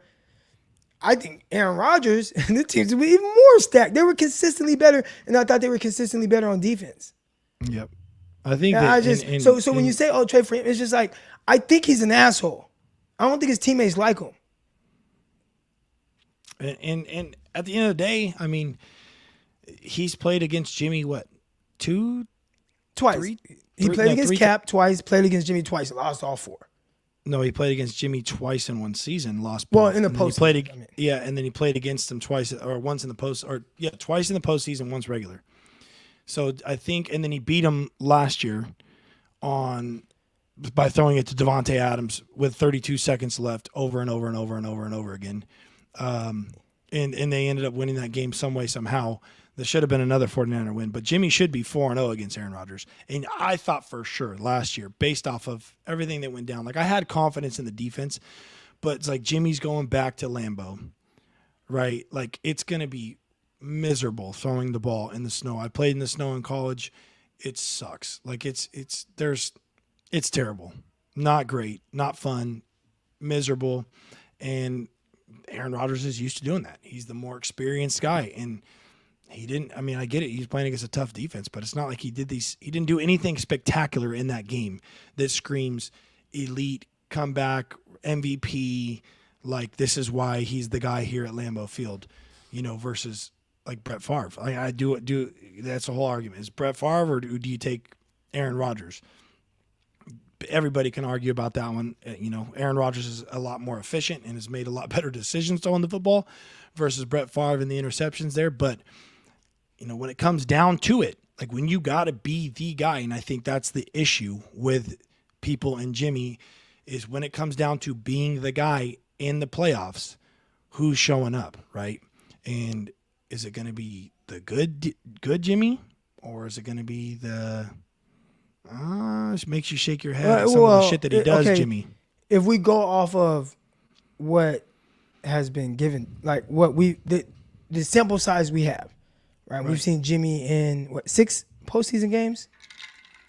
So for him to be like, one of the worst postseason quarterbacks ever, I would say. I think Jimmy is? Yeah. Oh, okay. I'm sorry. I didn't know if you were talking about Favre or Jimmy for a second. No, Jimmy. Okay. Yeah. So it's just, I think just knowing that, right? Like, when the shit gets real, when it gets tight, and it's like, all right, you got to be good. He's just not very good. Yeah, I agree. And that's like, people think I'm just going to sit here and defend Jimmy over and over. Like, I like Jimmy because he looks like he's a likable guy and he's done a lot of good things. But when it's crunch time, like I get those little feelings in my stomach too. Like, come on, Jim. Like, I'm pulling for you here, bud. Like, make a play happen for the Niners here. Make a play happen for the team. But at the end of the day, and I'll say this, I don't care who the quarterback is of the 49ers because they've been my team since I've been, since I can remember, since I was born. I don't care who it is. I just want to see him win a damn Super Bowl. I don't give a shit if it's Christian McCaffrey playing quarterback. And I know people are going to take that and run with it here, but I don't care who's playing. I really don't. Just win a damn Super Bowl at the end of the day. That's right. The goal. You want to get back to these? We got a couple more plays. All right, here we go. So we were discussing the near interception by Ramsey. But we wanted to talk about what he did. Yeah. So I think right here. So Jalen, you look at the safety and Jalen Ramsey kind of communicating. Yeah. And I think almost Jalen Ramsey maybe missing on the defense or screwing it up initially because from right here, does it look like Jalen Ramsey's going to blitz? Not at all. So he ends up at more depth than he probably initially would have been. And then where you can call me the Jimmy apologist. I don't care. I'm looking at the tape here. Jalen Ramsey, I'll give more credit, and Jalen Ramsey, I'll give him credit on this play. Okay, he blitzes from depth, and he does a good job at reading Jimmy's eyes. And right when Jimmy's about to pull the trigger, hold on. You know what stops. I think happened here? This is what I think happened. Hold on, my bad. So I remember being with the Jets, and there was there's certain formation where if this guy motioned away from me, then I would have to come off the edge as a cornerback. Right now he's in the nickel, it's a little different, big nickel. Right. But they communicated pre-snap, but it wasn't until Dwelly motioned away. Motions. Yep. That triggered Ramsey. All right, so let's kind of watch that a little bit. Watch, you can see it here. Look, see him look. So now he looks back, and then he comes. So he blitzes from depth, and right here he sees Jimmy about to pull the trigger and stops his blitz. Yeah. And that's a good football play. I'll give him credit for that because realistically, George Kittle sees him blitz. What does he do? He replaces the blitzer. He's the hot, sits down. right? He's the hot, so he replaces the blitzer right now. So you and I have talked about this, right? Where when you have the blitz coming off of the edge, you throw into that side because there's this void. So right now he thinks, okay, in case there is the blitz, Kittle is my hot on the Kittle's sit. the hot. Yes. So Ramsey blitz, Kittle's my hot. I throw to Kittle, but Ramsey's like, I'm blitzing, but I'm not blitzing, motherfucker. Then he just stops. Is that yes? So that's basically what happens. So Kittle sees him. He sees him go. So Kittle shuts down his route. Kittle runs a 3.5, 4 yard route. So he shuts it down. Boom! I'm gonna be Jimmy's hot right now. I'm gonna bail him out. And basically, Jalen Ramsey just makes a hell of a defensive play here. Stops his feet because that's the read in the progression. You see him blitz from depth. He pushes forward now. You got to throw it. If Jalen Ramsey's 2 steps forward or 2 steps more closer to Jimmy, that's a completion, and catch it and you're tackled right there. But realistically, or maybe if he blitzes a little wide and not just so much the passing lane. Exactly. But because he changes his angle. Watch Ramsey's angle. He starts kind of outside, and then he starts to come. Look, he's starting outside. Then he changes his the angle that he's coming. Yep. No, this is just. I mean, Kittle recognizes it. Jimmy sees it. Jalen Ramsey just makes a better play on it. That's at the end of the day. So, if he would have picked that, I have to give him credit. Initially, I looked at it again, watching the game, like, what the hell was he doing? And then I go back and watch the tape. I'm like, shit. He blitzed from depth. And that's kind of what screwed it up. And then he just stops on a dime, reads Jimmy right there, and makes a hell of a defensive play. So I'll give him props for it. And I don't even know what the chat's saying on that one, but Ramsey with a spidey sense, he felt Kittle stop. Yeah, that was just and the defense is going to win sometimes. It's just how it goes. The Niners defense wins a lot, and sometimes you got to give those plays. But yeah, and he dropped it. I'm sure a lot of people probably would have dropped it because that ball's coming a little bit hotter when you're 5 or 7 yards away, and Jimmy throws that. Jimmy doesn't have the best arm in the world, and you're 5 yards away. It's coming on intermediate. It's coming quick. Yeah, it's coming quick. So to react like that and try and make the catch, it would be pretty tough. Yeah, but he's a DB. I mean, because that's hot. That's right now on you. So I am surprised. Ramsey really has great ball skills. Right. Great ball skills. Right. So I am surprised that he dropped it, but I'm not in the sense of, well, yeah, that's a tough play. It's just a play that he makes at times. Like I've seen him pick off some wild passes in the playoffs when the ball tipped. It was like Kittle and tipped and it's near the end zone and he like dives with one hand and tips it to himself. And it's like, nah, this dude just. Yep. Ramsey does some crazy things. Somebody who's it? Zombieland. Zombieland. Yeah, I just kind of ignored him. So. He wants a link. Send him the link. Let's bring in Zombieland and see what he's got to say about the film. He wants a link. All right. Yeah. Send him the link. Here you go, Zombieland. Walk us through some of these plays here. Is it really Zombieland? Is that his name? That's what it says on here. Zombieland, aka my daughter watches this show. I'm in Zombieland. She's a Zombieland. You watch that? Maybe it's like the zombies. They're like in high school. They're like green. One of them plays football. Yeah, my son has seen that a couple times. Yeah, you got the movie or something like that. Yeah, I think they just had a new one. It's on Disney there. Yeah. Oh yeah, you already know. You know the vibes. I got the Disney stuff in the background here. Finally got the desk upstairs, and I'm gonna put the jerseys in the background. But for the meantime, we got the Disney stuff here. So we're just waiting for Zombieland. But anyways, until Zombieland decides to jump on in here, because he's got the link. Hold on, real quick. I got a question. So, Luke Luna, he says 100% a troll. Luke has been in my comments, and he talked about Aaron Banks, and he's like, "Croc, take the L. You're wrong." I just have a question for you, Greg. All right, we didn't talk about this. We didn't discuss this or anything. All right, we didn't discuss this beforehand. I haven't mentioned this to you at all. Have I talked to you about anything about offensive line play? Outside of maybe something with McGlinchey. No, not that I think I'm really like the times that I brought it up are the only times we've really talked about it. Right. Okay. So Luke Luna, and I told him, I said, I will call my NFL buddies. I'll call my coaches, my offensive line. I'll call people. We will get on three-way, and I said, I'll let you ask the question. But we're on here. He's in the chat right now. So I'm going to ask you a question. Have you ever seen a team draft a guard in the second round to redshirt him?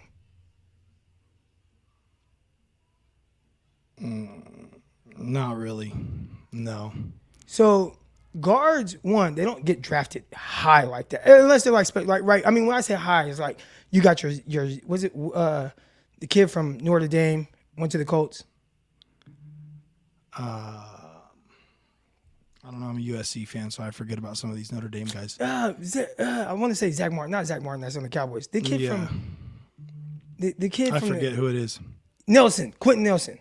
Yeah. Yep. All right. So sometimes you'll see like some guys, but typically when you draft a guy, first round, second round, guard, that guy is starting. Like you're not saying I'm going to use a second round pick. Now again, you tell me your thoughts. I don't want to give you all my thoughts, but my thinking. You draft a guy guard second round. You say, you know what? We're going to draft you, but we're going to redshirt you because we have this other guy. Even though we have this right guard that we don't want playing right guard. Even though we have that right guard, we have Daniel Brunskill at right guard. And we don't want him playing right guard. We don't want to start. We're looking for anybody to play over him. But we're going to draft you in the second round to sit. And we're just going to wait for Buddy to leave so we can plug you in that left guard. Lakin Tomlinson. Yeah, I don't know if they would. I don't think that somebody would necessarily draft somebody that high to not want to play him right away. So that would lead me to believe that they drafted him and he had some work to do and some things to get past before they decided to throw him in there. That's just my take on it. And I think it's pretty simple, especially at O-line. First, second, and even I'd say first and second round draft picks for sure. When you're bringing them in, quarterback's like the one position. And then besides that, most other guys are going to be plug and play dudes. They're at least going to play, especially on the offensive line where they're playing almost every down. Or sometimes they're going to come in and out of there. Like sometimes the Niners will rotate, whatever. But yeah, you're probably going to put the guy in. Defensive guys, you can plug and play DBs and safeties and D linemen because they're always rotating. But for the most part, with an O lineman, first and second round guys, yeah, typically going to get drafted to play. So the Niners have, if they're not playing, it's because they probably see something that they don't like, or he didn't pick up the protections of the offense quick enough and needed some time to actually to really see how it works within the NFL. And the biggest thing too with the O-line is these guys, they all got to communicate together, right? So if you're playing with elite offensive linemen and then you're plugged into it and you're not on that same level, there's going to be some discrepancies within the O-line. And they're going to have to put somebody else in there that can make things work until you finally get it. And it's not just watching tape. It's like, hey, we're going to talk to the center because the center communicates a lot with the guards, obviously, and the tackles making calls. And if they don't feel that mesh, then things just aren't going to work. Coach go to the center, obviously with Alex Mack, when he was there, it's like they're going to ask his opinion on what they think. Right. So Luke, his opinion is, Croc, you were wrong on your evaluation of Aaron Banks, which coming out, I watched Aaron Banks, and I was confused at what the 49ers saw because I said, I don't think this guy's a scheme fit. Like, I'm watching him, and I'm like, he doesn't look like whatever they said, and they're like, oh, he moves very well for how big he is. I'm like, I'm not seeing that movement on film. Like, it didn't look like that. So, we'll see. But I didn't see that. Whatever they said they were drafting, I didn't see that from Aaron Banks. Right. All right. Now, that's not to say that Zombieland's still waiting for the link here, or is he in the background waiting in the? We have somebody waiting in the background. Dude, are you What's he got a light on his head for? I'm here. I didn't see that. Whatever they said they were drafting. If you see me, I think you got to I think you have to mute us in the background. Waiting for the link here, or is he in the background waiting? We have somebody waiting in the background. That's me. All right. You have to mute us in the background. We're in the background. You got to mute us. If you see us, I think you got to. I think you have to. I turn my light off. I turn my light off. In the background waiting. Okay, hold on. You don't have to turn. My bad. Hold on. I'm gonna bring you right back up, but you gotta hear me out. Your light is fine. Your light's fine. You have me and Panelli on in the background so we can hear you. So maybe you need headphones. So you either have to mute us or you got to have headphones because we can hear you through the speaker or we can hear ourselves. You have me and Panelli. No, I get you. So we can hear you. If you can hear me, you need headphones. All right, check. All right. So you either have to mute us or Shit, I want to get on with this guy. I just want a simple question. Check. 1, 2, 1, 2. You have me and There we go. Now I get you. so we can hear you. If you can hear you, headphones. All right, check. All right. So how do you, dude? We can't even hear you because it's like, I don't know, it's like sensory like overload. Like it's like how would you explain that? Penalty, delay of game. Yeah, we can't. That's what somebody said in the chat here. Penalty. Yeah, we can't hear him. We'll let him get back delay on. game. But as I was talking to my guy, not this. Yeah, Gino was on the Jets when I was there. But what was the question? It was Luke Luna. Anyways, the Banks situation. yeah. So he's telling me that the 49ers, because they had Laken Tomlinson, they drafted Aaron Banks, and the only reason Aaron Banks didn't play was because they had Laken Tomlinson there, and they're just gonna redshirt Aaron Banks and wait for Laken Tomlinson to leave. Right. And I'm like, there's no way in hell an NFL team had that thought process. Like, hey, we're going to just use the second round pick on this guy, a guard, but we're not going to play because you play left guard and, well, you can't play right guard. Like, no, right. We just watched Spencer Burford. We've been talking about him, right? Spencer Burford. Yep. He's playing right guard right now. What position is Spencer Burford playing college? Do you know? I do not. He's a left tackle. Well, there you go. So you're telling me they draft a left tackle in the 4th round and have him come in as a rookie and play at right guard and start right guard the whole time. right? He played left tackle. He played left tackle at UTSA. At UTSA, you Easy on draft the him. UTSA. Some people we might have some UTSA peeps in here. Well, no, I mean, I'm just saying, like, it's not Notre Dame in the sense of how the offensive linemen are. Right. Viewed, I get that. right. So UTSA, 4th round, left tackle. You draft him to play to play guard. You plug him in right guard day 1 over Brunskill. But you drafted Banks 2nd round and was like, no, we're not going to plug you in over Brunskill. Right. And here's the thing with the tackles too. The tackles are. It's typically easier to move inside than it is to move outside, right? So if you can play tackle, like I know guys that have played tackle that can move inside and have snap balls in high school or snap balls in college, and now they can play center or they can play guard. But moving guys outside is a little bit tougher. Okay, so we got Zombieland on, and I will say, and I'm gonna say this, it's gonna sound like a joke, but I'm not joking. I mean, I know it's funny, but it looks like you're about to go like coal mining or something. With they go into the dark caves with the light on the forehead. No, we can't hear them. We can't. Oh yeah, hear now you. we can't hear you though.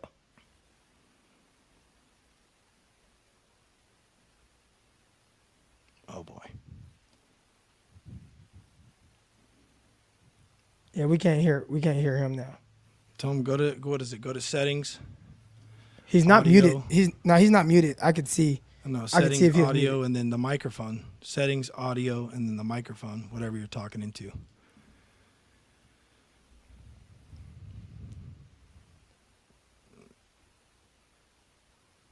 It's not looking good right here.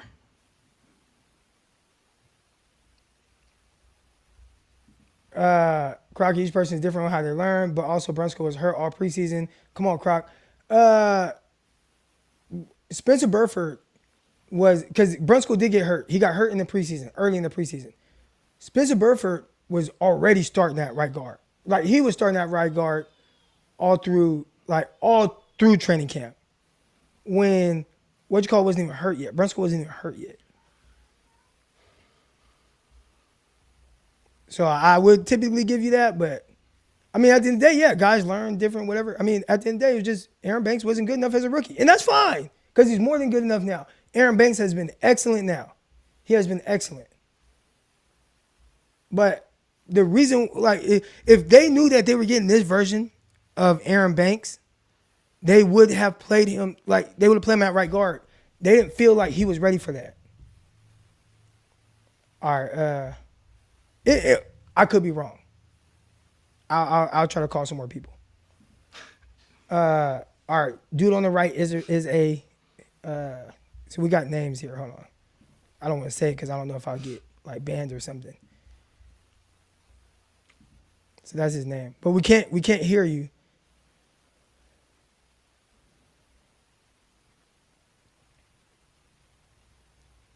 You're not muted on our end though.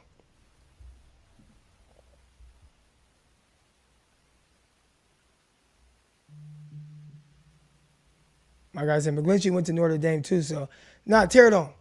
Notre Dame prior to McGlinchey, they're kind of known, like whatever coach they had there was like they were developing good offensive linemen, and they're getting coached up so well and all that good stuff. All right, we got you. You got me now? McGlinchey went to Notre Dame too, so I think here's the issue. Are you watching us on YouTube somewhere? Yeah, I'm on YouTube. Sorry. All right, so exit out your YouTube. Like, click out your YouTube and just be only on StreamYard. All right, we got you. Damn. You got me now? There you go. Check. I think here's the issue. Are you watching us on YouTube somewhere? Yeah, I'm on YouTube. Sorry. I'm gonna get back. You got YouTube playing in the background. That's what we're hearing in our ears. You gotta exit out YouTube. You gotta close YouTube out. Close YouTube.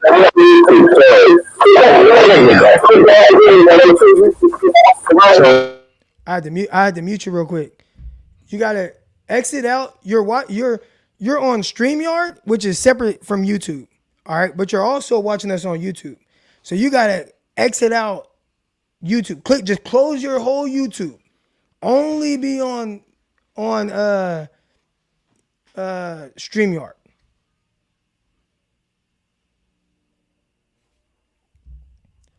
That's on YouTube. So you gotta exit out YouTube. Just close your whole YouTube. Only be on. I'll be back.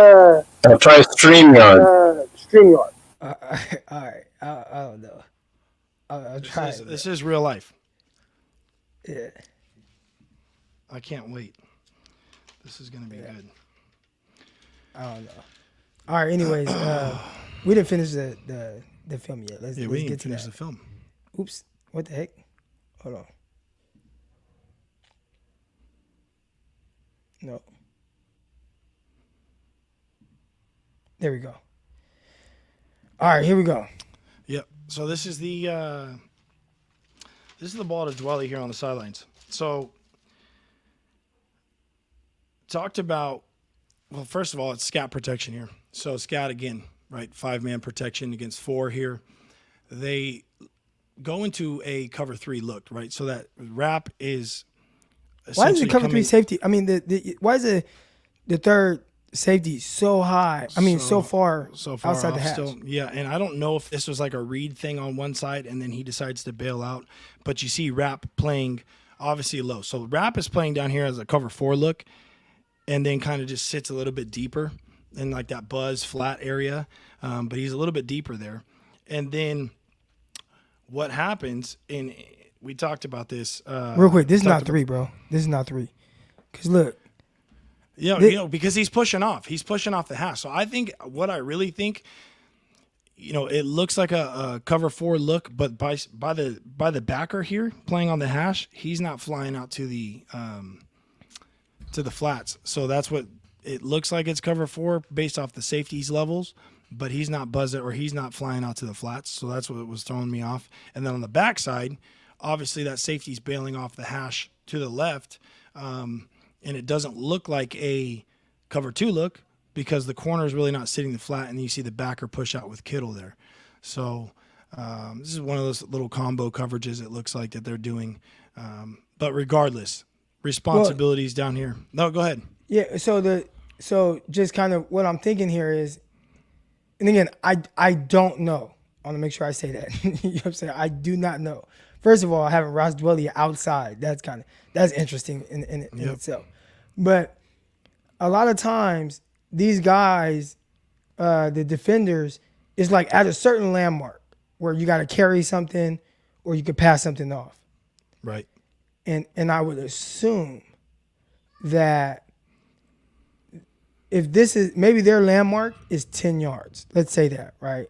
And this guy's inside shade too. I have no idea what they're doing. I don't know. But yeah, it's an interesting. Let's say they said here. At 5 yards, I'm the corner is going to drive the out, and safety, you're responsible for the vert. That's how it looks like they're playing it. Right. And so and there was some kind of mix up. Yep. And then what happens here, and Jimmy's good at doing this. So this is one of those things that Jimmy does a pretty good job of, and we talked about it before. He'll give these shoulder fakes or little pump fakes, right? So he sees that flat defender really, like it looks off and soft, right?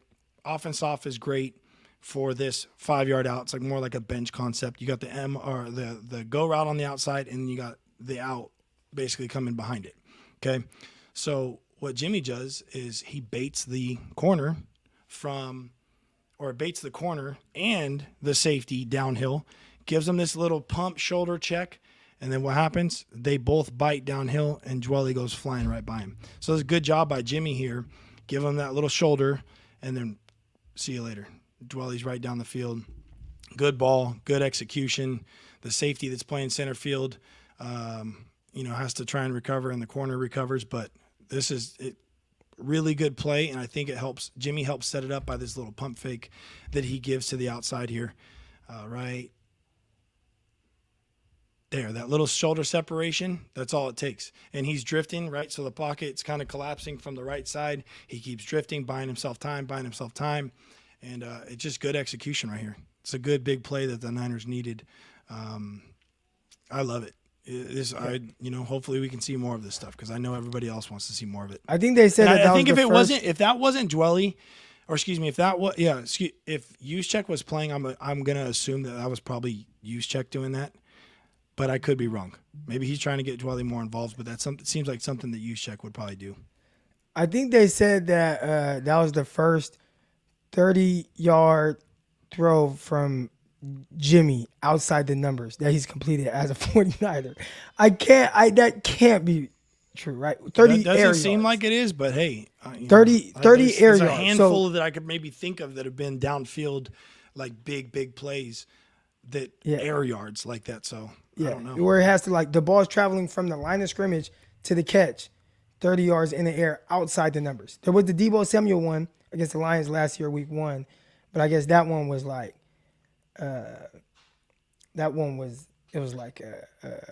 less than 30 yards in the air. Right. So, interesting. The Deebo one against Chicago was down the middle of the field. So they're saying outside the numbers, 30 air yards. That was his first one. But then Christian McCaffrey did it in his first attempt as a 49er. Yep. That's And funny. it's a little bit that's skewed. So here's the thing too. Like, he's a better quarterback than Jimmy, and I hope that people are joking. No, they're not obviously, saying but that. no, I saw it on the Twitter world the other day. But obviously, when you throw a ball to McCaffrey in the backfield, the defense is going to assume that it's just a swing route or whatever. So, but here, this is one thing I liked. So this is some creativity here by Shanahan. Okay, so it's a man coverage here. Obviously, you can tell it's man by number 2 running across the field. So that's your indicator right there that it's straight man coverage. Okay, so he follows him across the field. Go ahead and back it up just a little bit. You watch Ayuk. So right there, he's faking the fly sweep. The offensive line is blocking to make it look like it's fly sweep. Okay, so in the sense, because McCaffrey's going out of the backfield to the flat, this would be naked, right? So it would be like a sweep naked boot by Jimmy, but it's pretty clever here. Kyle blocks this defensive end with Ray McLeod that's not even expecting to be blocked by Ray McLeod. Right there. And that gives Jimmy extra time, right? That buys him the time. Instead of being naked and having to make a decision sooner, Ray gets hands on him. Now Jimmy has an opportunity to set up. And there's 2 things here. This is one of the better throws that I've seen because I've saw some writers or somebody posted on Twitter a few weeks back of Jimmy throwing off-platform balls, and he threw it slightly behind somebody and everybody got on him, right? It's like, okay, this is practice. They're obviously working on these things, whatever. It wasn't This ball- slightly. I know what you're talking about, but it wasn't slightly behind. Like, he just airmailed the ball. No, it wasn't an airmail one. It was an actual completion, but it was just Okay. it was two separate things. Okay. But basically, it's just a levels, right? So it's a low read on the bottom with Kittle coming across. Now up top, Jalen Ramsey's on Kittle. You see him point to number he's 2 to pointing. pass him off, and this is Jalen Ramsey here. He just he just passes him off and like gives up on the play. If you watch Jalen Ramsey right here, just stops. No, So I'm good. I think I what ain't he gonna finish the play here, and he wants to pass him off. I get it. Like he should have. Number 2 could have said he could have pointed right, pass him off to Jalen, right, and Yeah, then well- number 2 would end up getting over the top of Kittle. But when he tries to pass him off, he's already running full speed with a fly sweep, and then Jalen's pointing at him right now. So there's no way. But instead of let's be the all-pro defensive guy and go chase down Kittle because nobody else is on him, he just gives up on the play and doesn't even try and make. And then Taylor Rapp or whatever his name, Rapp is sitting there basically at the goal line, comes down to the flat with McCaffrey, and then bails out deep. Now, Jimmy could have thrown this ball flatter, right? And Rapp probably ends up picking it. It would have baited him and basically picked it. But what Jimmy does, and Jimmy did this 2 weeks ago last week against the Chiefs, he gives his guy, the big 6'4", 6'5" tight end, an opportunity to go up and get it, flips the hips, keeps the head still, shoulders even, and gives him an absolute dime. This is probably one of the better balls that I've seen Jimmy throw, just because it looks like he's wide open, but he actually, if you watch the end zone game, he throws it right over Rapp's head on this, and just gives this guy a chance to go up and get the ball. So this was a dime. This was the nail in the coffin, and this is what I like from, I tweeted it out. It's like, hopefully Shanahan puts the nail in the coffin because we let too many teams hang around. And in this circumstance right here, like this was the nail in the coffin. This was the game killer right here. So I was glad to see it. Do you think that there's a scenario where Kittle could have maybe made it a little bit easier on himself by settling, or you think That's what I was going to say. So, like, if Jimmy was rolling out, sees Kittle, and just flips the hip, like it looks like Kittle's thinking about it. Because if Kittle stops right there in the end zone, right, and he could have just thrown it to him right now, right? Jimmy flips the hips, puts his foot in the ground, and then does that little pop step, stops the front side, and drives it. That probably would have worked too. Kittle makes it a little bit tougher because he keeps working, but it ended up working out, so it's hard to argue. But that was just a really, really good ball. Right over the top of him. Yeah, you couldn't throw a better ball than that one right there. That was really good. Good execution. Yeah, that's tight. All right, let's see if we got our guy back. Oh, shit. Check. All right, we're good now. Check. All right, my only question is the Jimmy guy. I mean, think about it. Jimmy, you're the Jimmy guy, Greg. I'm the Jimmy guy. I see you change your name. I'm gonna go with it, but he does decent. But he does those two picks now. A few games ago, when those two drops that everybody's citing as the reason why Niners or Jimmy is excusable, acting like those were game winners. What about these two dropped INTs versus the Rams? How significant is that? We just talked about those. Okay, well, yeah, you just said the first one. So the first one here with that, the Jalen Ramsey was sitting in the window. Stupid throw. Correct? Okay, but my point is, what if Ramsey caught those balls? The thing is a speculation, because what if our Niner receivers caught those two balls a few games ago? That's the point. They didn't catch the balls because drops happen from receivers. They're not going to go 10 for 10. Jimmy's not going to go 30 for 30. The point is that those drops that our receivers made weren't going to win the game, but people acted like they were. Now Jimmy's two missed two interceptions. What about that?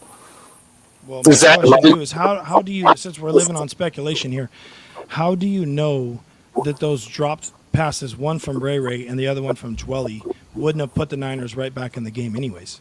It's all speculation, that's isn't what I'm it? saying, but you're speculating on the dropped INTs.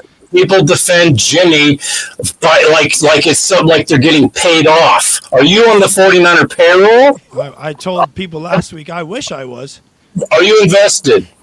I wish I'm invested from a fan perspective, absolutely. I've seen a lot worse quarterback play around the league. I respect your professionalism and what you do, but I'm just curious, dude. Jimmy drops two potential INTs, and it's like no big deal. But two receivers that drop balls. How many receivers can you name offhand that don't drop balls? That now that when Jimmy's passing, they're game influencers. They're game winners. Think about it, dude. With respect. And with respect, how many quarterbacks can you name that don't throw interceptions or don't make a dumb decision at some point or another? Answer my question, and then I'll answer yours. Go ahead and ask your mic is a little bit staticky, so go ahead and ask again. That's okay.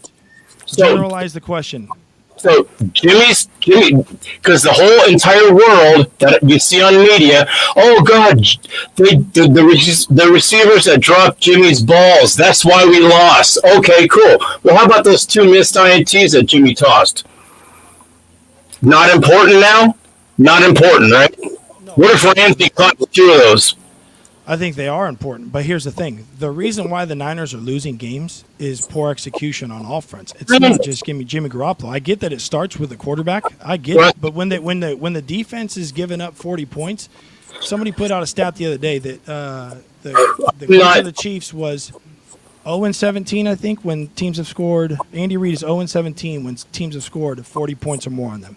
So people need to execute on all fronts. Now, that goes for the offensive line. That goes for the quarterback. That goes for the receivers. And obviously, Jimmy needs to execute. And it's polarizing. It's magnifying when it's on him. But You're speculating when Okay. there's dropped INTs. I get it, but there's also dropped passes. There's missed reads. There's miscommunications that happen. That's just football.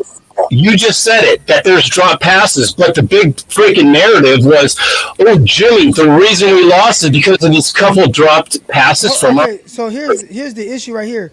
Croc, right? Who reason, like, who said that's the reason they lost? Like, if it wasn't one of us, then it's, you know what I'm saying? Like, I don't think we said that. I didn't say that. I don't Not know, Greg did.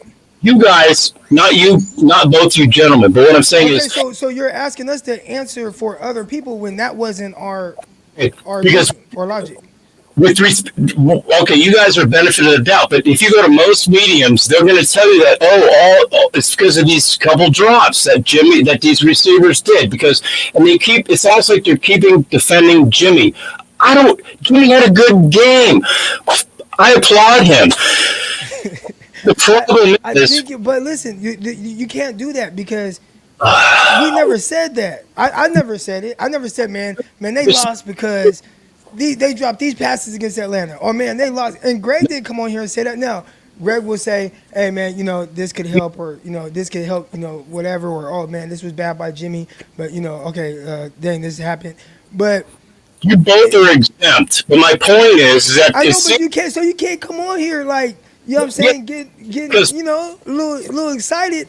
It's like, whoa, we didn't even say it. You guys, what I'm saying, that the general narrative is defending Jimmy for these two passes. Now he misses two INTs. What if those two? Because the one INT was decent in a time when it could have changed the momentum of the game. Tell me I'm wrong. The first miss was a momentous. He caught that freaking first interception.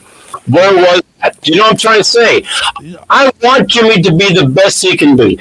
But my point is, can he continue this? Because the first game when CMC was here, how many times do you all recall that CMC was wide open in the flats and Jimmy didn't see it? Now, benefit of the doubt, his mindset is changing because Kyle may be saying, look, dude, you got this guy that's a freaking wide, he's in the flats. He's a guy that can perform when you dump the ball off. Not just guy. So here's the thing. He was wide open in the flats a few times, right? Okay. From the other people's from a lot of people's perspective, Jimmy dumps it off too many times, right? He throws it too short, so nobody wants to give him credit. He was 21 of 25 this game. So if he was wide open in flats that many times, he missed 4 passes the whole game. 2 of them, Jalen Ramsey batted down, right? Passes. So how often was he wide open to where Jimmy didn't get completion on those particular plays? You guys keep saying that's another thing. I'm glad you brought it up. Oh, it's 21 for 25. It's high percentage. How many passes did he throw? 25. How many do good quarterbacks? So in the 40s. 21 to 25 means he didn't pass that much, and he's throwing short balls. The West Coast offense is predicated on underneath stuff, correct? And play action. And no, hold on. I'll give you a chance. Hold on. And what? The 49ers run game. If you watched the other night, Josh Allen played against the Packers. Josh threw the ball less than 30 times. Well, what was different that game? And he threw 2 interceptions. He's like my little brother. I love the guy, but I'm going to criticize him. He threw 2 interceptions that were stupid, okay? But he didn't have to throw as much because the run game was actually working finally. The Green Bay's defense, their pass defense is phenomenal. The run defense is shit. The Bills are actually able to run the ball. Hence, when you can run the ball and execute up front, the game gets a little bit easier, right? The game gets a little bit easier for quarterbacks. Of course. Plays happen. But when you are not able to run the ball, I get where you're coming at. When they're not able to run the ball and it falls on Jimmy's shoulders, what happens? That's what you're trying to get. That's what you're trying to get to. What happens? I wish you. Okay. No, it's all sometimes we do. Sometimes we do. Sometimes we don't. Hey, hold on. I do want to give him this though. Sometimes people in the chat and they be like, "Oh, this person's trolling. This person's trolling." I'm not. He is not trolling. So whatever he had said in the chat before, when everybody was saying he's trolling, he really feels that way. Like he's not trolling. I did see the chat, but you did say in the chat that you were coming on here to school me I'm sorry. To show me this and that and the other thing, and I'm still waiting to be schooled. I apologize. Dude. No, I'm talking with you guys. No, you guys know more than I'll ever know. But I'm just saying that it just seems, less you guys, that the mainstream media is almost like continually forgiving Jimmy. But you can't. Okay, but hold on. But you can't come on here. You're taking out what they're saying on us. No, not. I said you guys are exempt, but I was just saying that this guy, with respect to Jimmy. Nah, but you were aggressive though. Like I remember my dad. You know what I'm saying? My dad, the way he talked, like it should be real aggressive. I'm like, man, Dad, like why are you so mad? Like why? And then you said on the thing here when I said I'm the Jimmy apologist because I'm screwing around. You changed it up, and I'm not reading off what you had as your name here. But you used a derogatory term. Okay, I'm very curious on what did I say? Here, this I was out of line with saying that didn't show on film. I'm very curious. I said I apologize. You're not offending me. Trust me. I don't care. It doesn't really matter. I just wanted to bring you on just to see if you actually do it. Maybe our next boy. But what I'm saying is that it just seems like we've all seen that the majority of Jimmy's play has been negative, and all of a sudden he has a good game against the Rams, no less. With respect, we own the Rams 8-0 in the last couple of years, dudes. Come on. We have to. Okay, his speculation because we don't know what Jimmy's going to do in the next game. But can he utilize CMC, who is the freaking yards after catch? I love Debo, but CMC is the yard after catch master. That's how most of his yards have come. Is he going to be able to do these checkdowns and these short plays to utilize him, or is he going to just be one read Jimmy? I got a question for you. All right. I got one question for you. Since the Niners have Christian McCaffrey, would you trade Debo Samuel? Absolutely not. And I was just curious. No, our core is what it is. Flood all these freaking everything out now. We've got the core crew. Our defense is solid, and they're coming back to full healthy here in a week or two. Our offense is ready to rock. This team, if Jimmy could just utilize what he's got, show more than what he's got, no doubt. I'm just sketchy about Jimmy, man. Hey, the chat wants to know how you feel about Mike McGlinchey. I don't give a shit about that dude, man. This game though, we did all right. We did all right. McGlinchey, come on, dude. We all know about McGlinchey. I will say this, and I'll leave it at this. All right. What Jimmy's done the last 4 weeks, again 5 weeks. He wasn't supposed to be the quarterback. Okay. Supposed to be the quarterback. What Jimmy's done, I think that Jimmy has done more in the last 4 to 5 weeks as far as pushing the ball down the field and attempting more things that he hasn't done in the past. Okay. He's doing it, and he's getting his groove back. And I think the last couple games, take away the interception against the Chiefs. Okay, take away that one interception. The game that he played against the Falcons, he threw that tipped pick right when Debo's running across. He had a couple deep balls that were dropped, and then he had one deep ball to Ayuk that was called back. So when you want to talk about execution as a whole, I think that Jimmy could be looking a lot better than people are giving him credit for. But the team as a whole, again, is not executing. And then when they do execute, Jimmy has to execute as well. That's football. All 11 guys has to be doing their job. And I think that Christian McCaffrey is the best weapon in the NFL.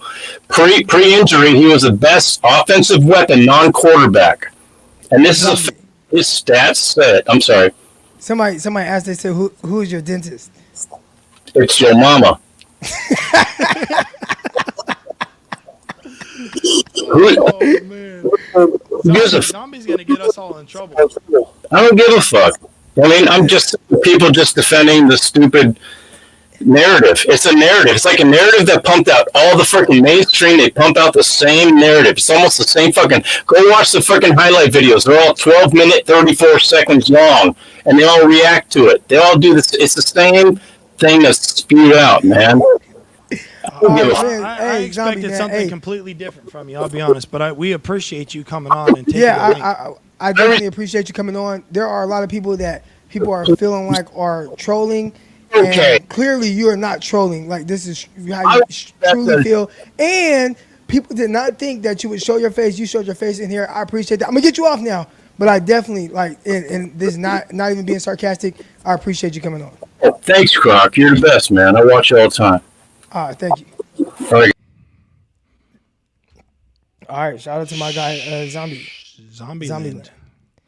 Zombieland was coming real hard in the chat at me, and then just completely flipped the switch. So I'm a little bit, I don't know. He said he wasn't coming at us, so, but he was coming at me hard in the chat. I think he's just even in his name. He was coming at me, using some. Yeah, I don't know. He didn't bring as much as I thought he was going to be. Man, like, bro, I'm frustrated by, all these people saying that it's everything else, but not Jimmy G, when Jimmy G contributes to a certain extent as well. I think that's what he's saying. Yeah, I get it too. But the chat was comedy. The chat was comedy. What's Clear? People were saying that he's on Clear or something, or I don't know what Clear is. I don't do drugs, so I'm not really hip to the.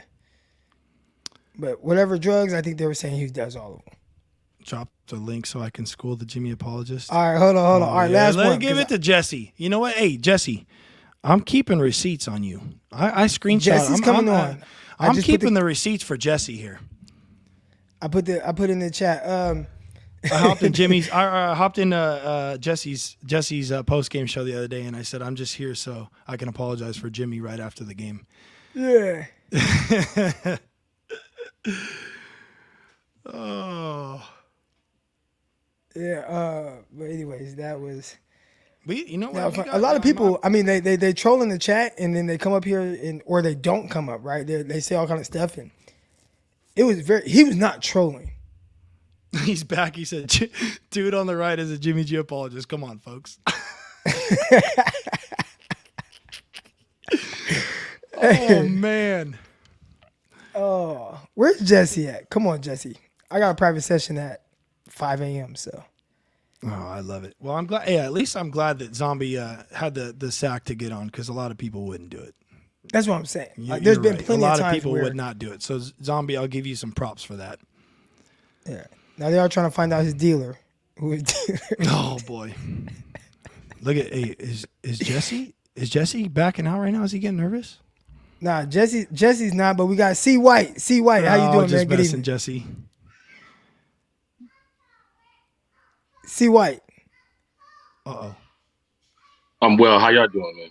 Oh, there we go. Man, we're chilling. I thought we had more technical difficulties here. Yeah, can you hear me? Yeah, you're good.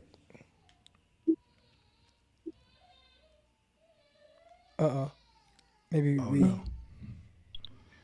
I apologize. It's like a delay, so I'm hearing y'all, but then I'm hearing myself again. All right, so we'll pause, and whatever take you have, we'll let you get that take off.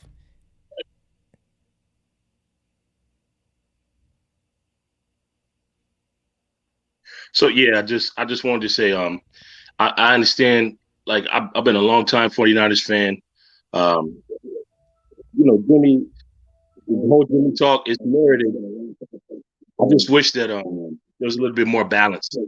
It's like there's 32 quarterbacks that can play in the NFL and play for any team in the NFL. So it's not an easy job.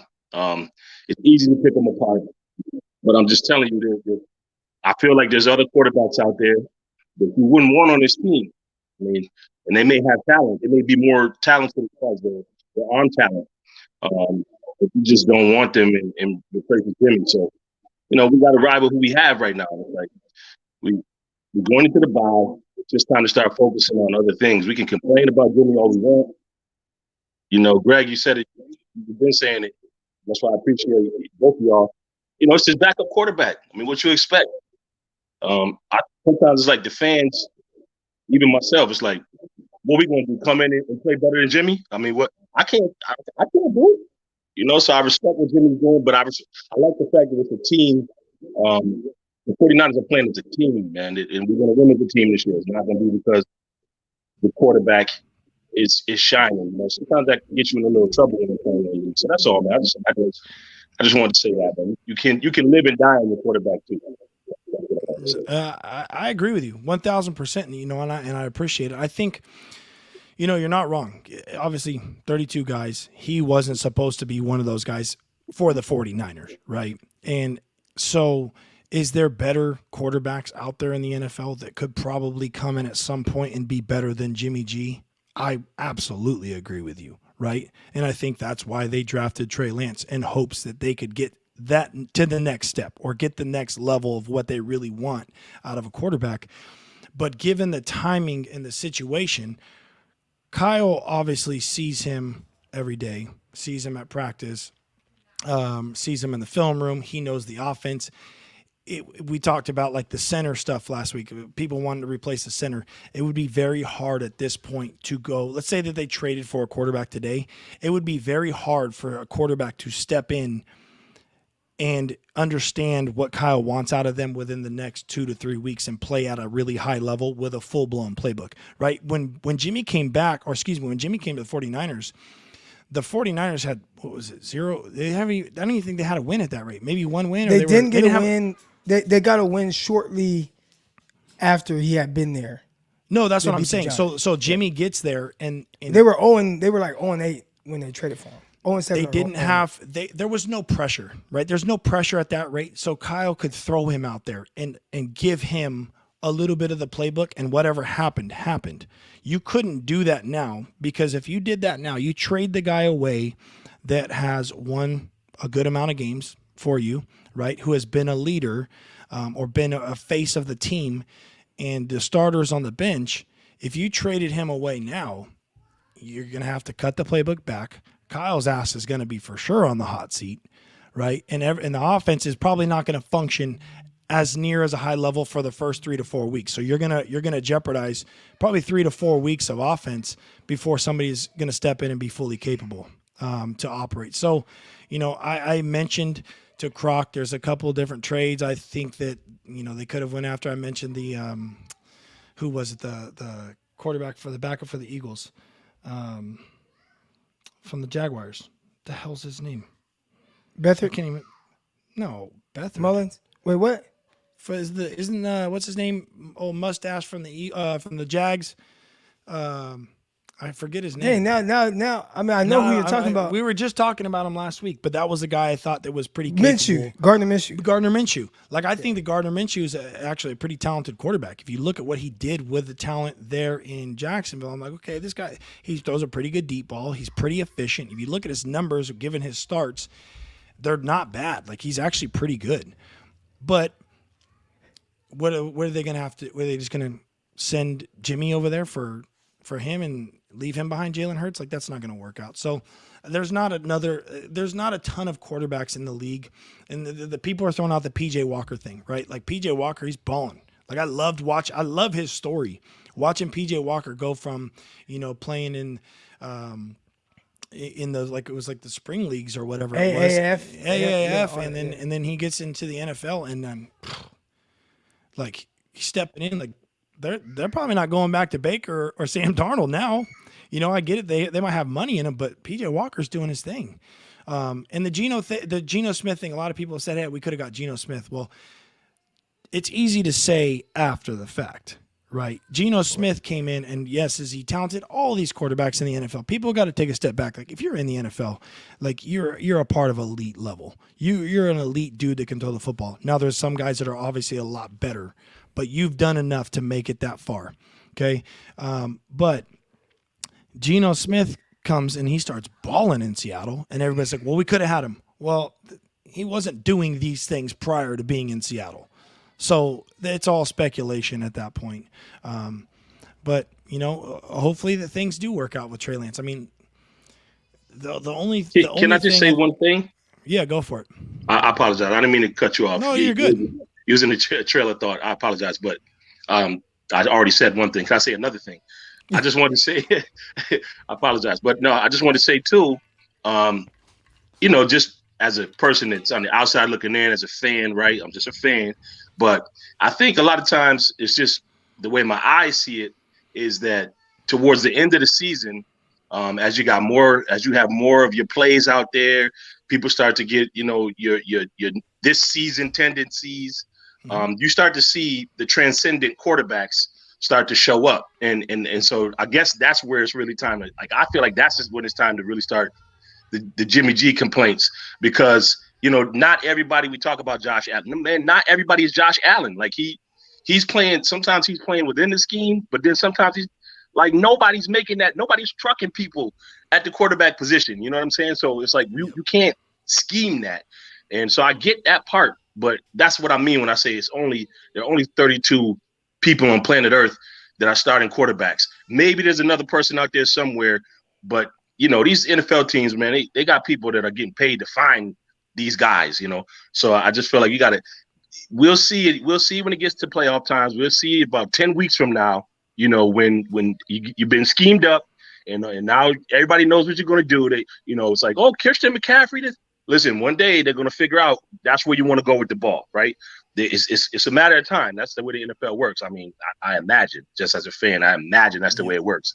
So, we'll see. We'll see. And sometimes, you can coach your way out of that, which, I mean, again, that's another separator. So we'll see who can really do their job real well when it comes crunch time. But that's why we watch. That's why we watch. I agree with you 1,000%. I appreciate that, man. I'm gonna get out of here. Thanks, C. White. Appreciate you coming on. Yes, sir. All right, here we go. Got two of my good folks. Jesse, don't do it, Jesse. Jesse. Yo, is this what you're supposed to do? That guy on the right, you don't know what you're talking about. I don't care if you coach quarterbacks. You have no idea. Oh, so when he had his name, that guy on the right it didn't use that word. I don't want to get my channel flagged. Yeah. Was he talking about Greg? Yeah, he was talking about me. And then that's why I said he came in here real soft for. I mean, I can appreciate him not going a little bit too overboard given the fact that we're doing the show live, but he was going hard in the chat. I know you can't see the chat because you got one.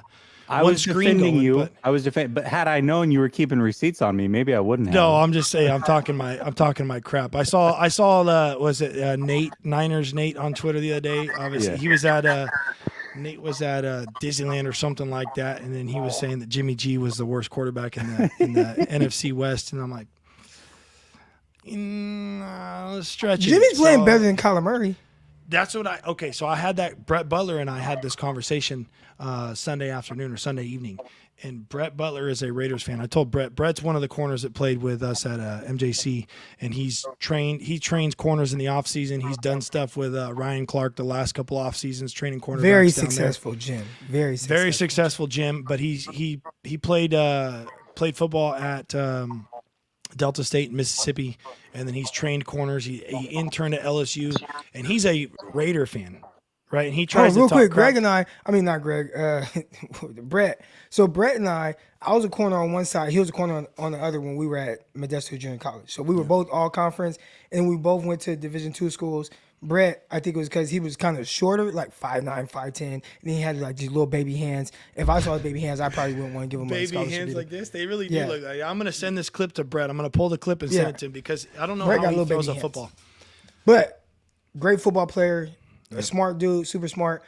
And we would travel across the country together. Like we drove, and all the way across from California, Stockton, Modesto, all the way here. He dropped me off at my college. It was like snowing and stuff, but he dropped me off, then kept pushing down to Cleveland, Mississippi, where he went to college. So shout out to my dog Brett. And when I have thoughts on my gym and stuff like that, like that's what I call.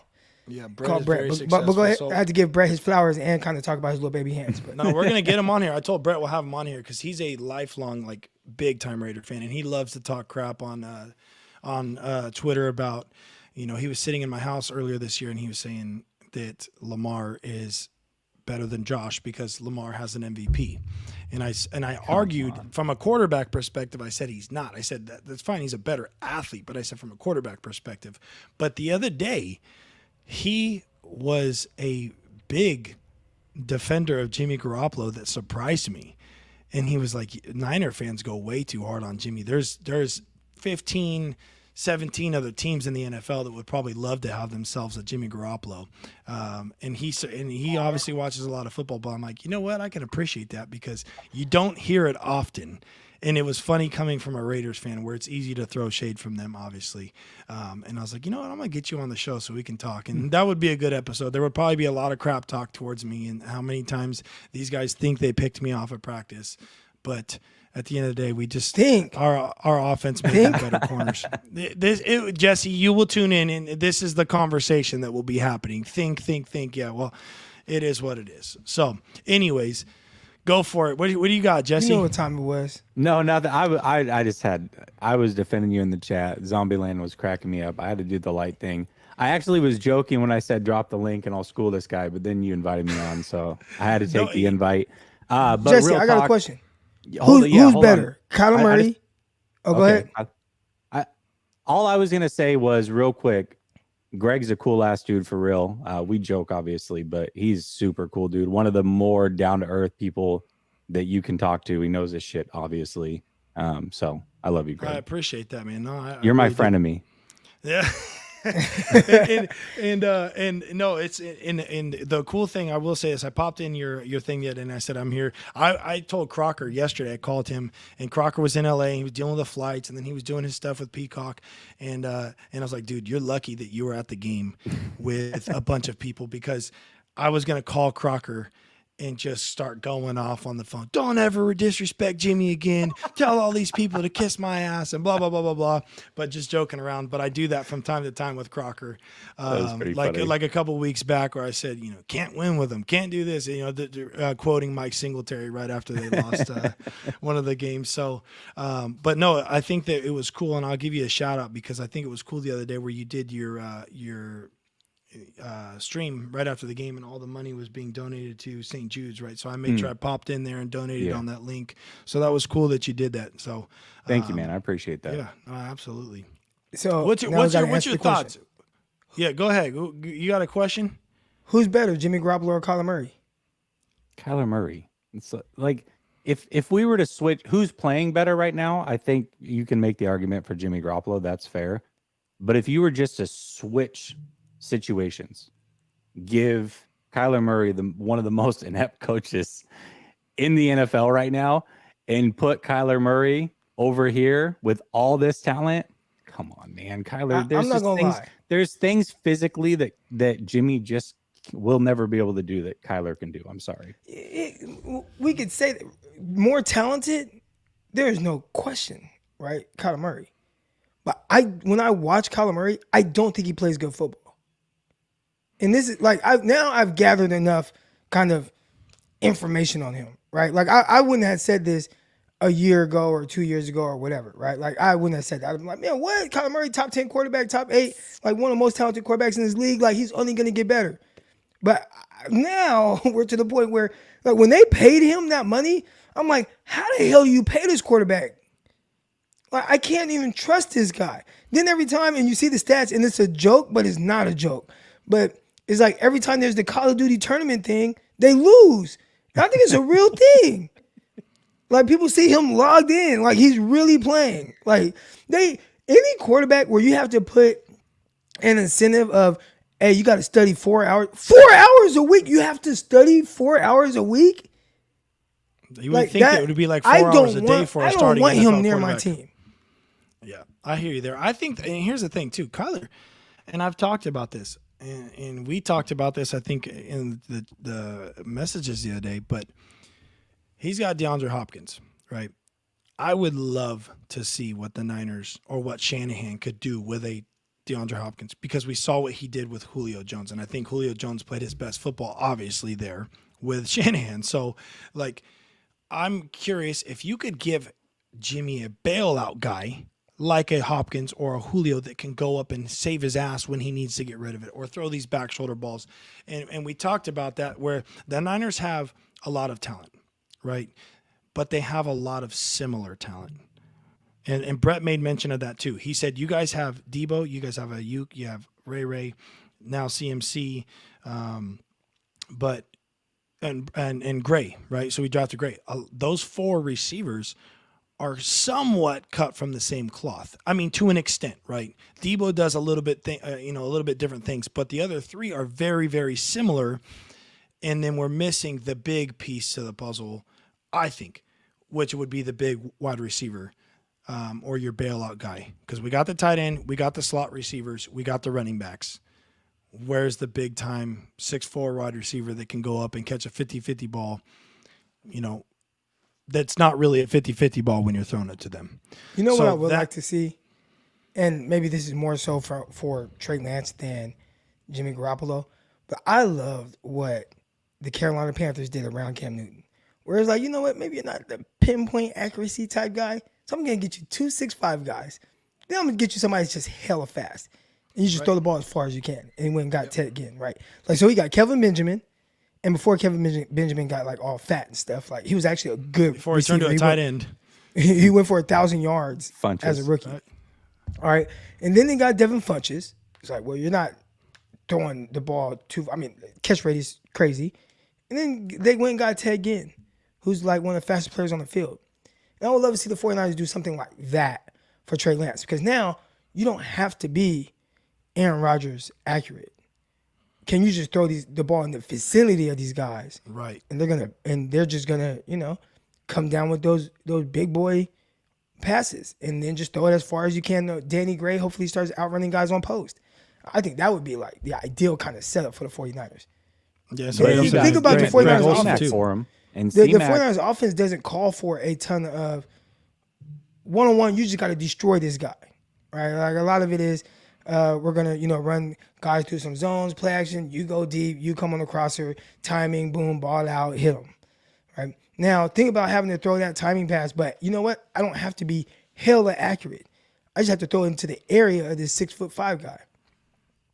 Like when now again, that's my thing. So like I get it. We have a ton of studs, and I'm not discounting the fact that. Hold on, my bad. One more. I know I cut you off, but and then we got BSC says he also has Steve Smith, who might as well be 6'5", right? And you got Steve Smith, where he's gonna make you right. Nobody's beating him. I got a ton of super chats I have to get to as well, but right, and that I think is what Debo's supposed to be, right? The Steve Smith of the offense, the stronger, just put it on you type of guy, but it's becoming more of Ayuk that's doing a lot of those things. And don't get me wrong, I love Debo, I really do, but it's Jawan Jennings is supposed to be the 6'4", 6'5" big time receiver guy, but I don't know if it's because of the offense, or I don't know if it's because he's not trusted, or he doesn't have the speed, or whatever. But they don't throw him the jump balls. They don't throw him the downfield throws. You see him work underneath a lot. So Trey Lance did.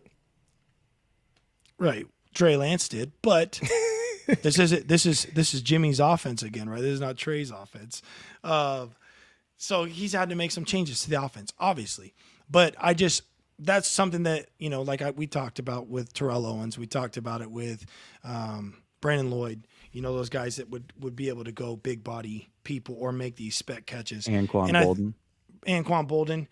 I think that Bolden is a little bit Debo similar to him, but I think that Bolden, you could put him all over the field, outside, inside. You don't see Debo work outside really, right?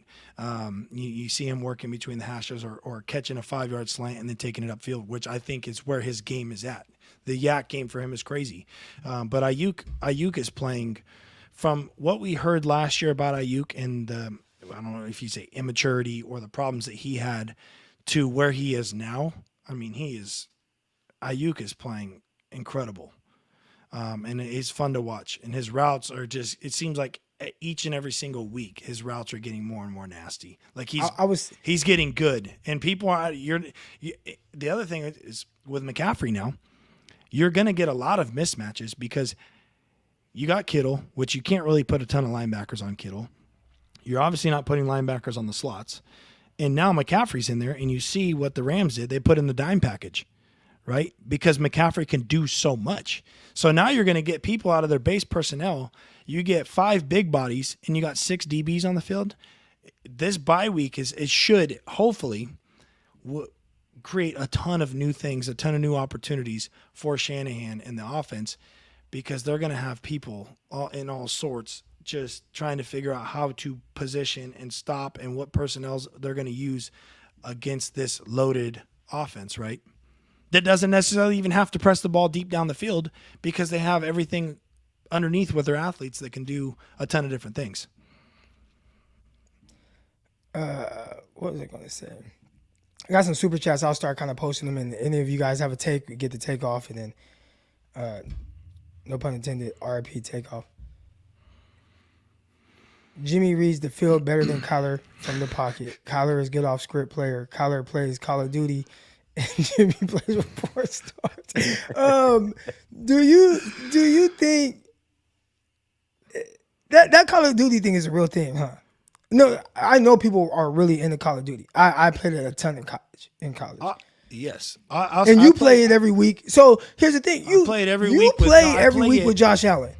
Every week. We've played it every single week since he's been in the league. It's called we call it Fast Fridays, right? So they get off practice on Fridays early. They travel on Saturdays for away games, or as you know, on home games, they have to go to the team hotel in the afternoon. So that's kind of taken up. So he'll go from practice, come home, play Call of Duty for, I don't know, an hour or so, and then he'll go over call sheets with the backup quarterbacks. And then they'll go to quarterback dinner in the evenings, and then he's off and doing his own thing. But we'll play for an hour on a Friday, and he might play one more time on the day off on a Tuesday. But even on their day offs, he's still at the facility, until 4 or 5 o'clock. Like when you're a quarterback in the NFL, like your day off is you spending time watching film at the facility. So yeah, we still play every week, but Kyler, I think he signed this deal and he's on a little bit of a different level. And Pat Mahomes and Kelsey and those guys I heard started playing Call of Duty on Fridays, and they're late to the party. So we might have to, maybe in the next couple of weeks, we'll be on with old Pat and Kelsey and make something happen. But no, a lot of guys do it, and I think you have to. Like there's a difference between playing and having fun with it. Just these guys do football for a living, right? And just like everybody else comes in here and might have a particular job or a normal job, a 9 to 5, working graveyards, whatever. At some point or another, you got to get your mind off of work, right? You go home, have a beer, you have a drink, you go see your kids, okay? And then you're going to click the PlayStation on or the Xbox or the computer and try and get your mind off of the real world for maybe 45 minutes to an hour. Now, I don't know how much time he's spending on Call of Duty, and I'm not going to make any speculations, but based off of them putting that within the contract, 4 hours of film study, you go to morning meetings. Like if you listen to back, some of these great quarterbacks would talk, like Cam Newton even had that thing where Cam Newton would show up and he'd work out at 5 a.m. And then at 6 a.m. he's watching film before the rest of the team gets there. And by 7 a.m. everybody else is there. So it's like, that's what Josh does. That's what a lot of these elite quarterbacks are doing. So I don't know if he's doing those things or he just shows up and goes to team meetings or workouts. I don't know. I can't speculate. I guess I had to ask Keyshawn, and I'm not going to put him on the spot, but I can ask Keyshawn because you already did. So now when everybody, I'll talk to Keyshawn. I'll ask Keyshawn, and then maybe we'll just slide it in there at some point or another. Here we go. We have this was Chris, and he was talking about Zombie Man. Yeah, zombie guy. Oh, and Chris said something. Why am I not wearing a USC shirt? Honestly, there you this go. was the shirt you need that the I USC sweater. I almost put on the Ronnie Lott USC jersey today because this shirt has like yogurt on it from my daughter, and then I looked at it on the camera. I'm like, nobody's going to see it, so screw it. I'll just wear the Michigan shirt. But I have a Michigan shirt on because I went to Michigan last year with one of my quarterbacks on an official visit, and of course it would be pretty hard to go to Michigan and see all of the Jordan gear that they have everywhere and not come back with some type of Jordan swag. So I got a few things for my son and my wife, and I got a couple shirts there. So that's why I got the Michigan stuff. And the coach is a really cool. Either that or he hates Shanahan and he's a Harbaugh stan. There you go, right? So the people were asking me, like, what is it going to – I actually FaceTime Harbaugh – oh, no, excuse me. I FaceTime Josh when I was with Harbaugh at the Michigan facilities. And Josh got on and I was like, dude, coach, big fan, loved you growing up and this and that. And everybody asked, like, what are you going to say to Harbaugh when you first talk to him? And I'm like, honestly, what if I just came in there and was like, why the hell did you throw the fade route 4 times in a row on the goal line in the Super Bowl? Like, it's nice to meet you, but what the hell were you thinking? I was like, part of that was in the back of my mind, but Jim was a cool dude. He is a old school football like guy. Like as far as recruiting goes these days, you see this, that, and the cute shit and the cool uniforms. Don't get me wrong, like Michigan's facilities are phenomenal. Their football program is obviously historically, elite. And I'm not saying as of recent, but historically. And as of recent, they're actually doing a lot better. But he is a football guy, like reminding me of Coach Young, and you played for Coach Young, but like Diet Coke can with chew all over his mouth, inside of his lips, like just talked football and wanted you to come to Michigan because it's a football school and Michigan is what it is. And so, and a couple of their coaches have, they moved on. I remember having lunch with their linebacker coach at the time, who's now the DC for the Ravens. McDaniel, I think is his name. But, talking to those guys and picking their brain, you realize, I do talk about football a lot and I study football a lot, but then you go sit with those guys, and Matt Weiss is their offensive coordinator that came from the Ravens. And he was working with Lamar while he was there, and just listening to those guys talk is phenomenal. I wish people could actually get an insight. Mike McDonald, I'm sorry, I said McDaniel. I'm thinking of the Dolphins stuff right now, McDonald. But their whole staff is younger, really cool dudes, but listening to those guys talk and getting some insight from them is incredible. And that whole coaching tree, how they've all worked together. Like some of those guys came from the Ravens and went back to the Ravens, and they all know each other some way, somehow, and they're all interconnected. So, no, it was pretty cool in Michigan, but I'm sorry I got sidetracked. I'm sorry I didn't wear the USC shirt today. So did CMC do a pop step on his pat?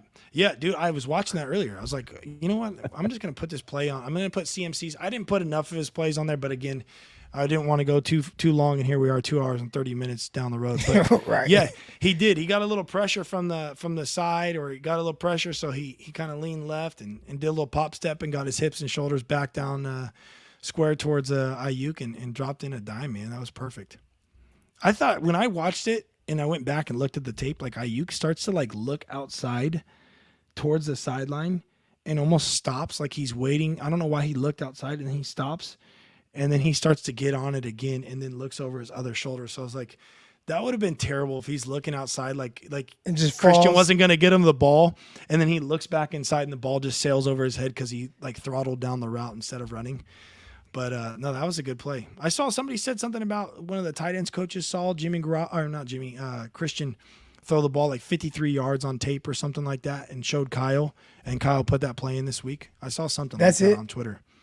That's what they said. That's it though. 53 yards.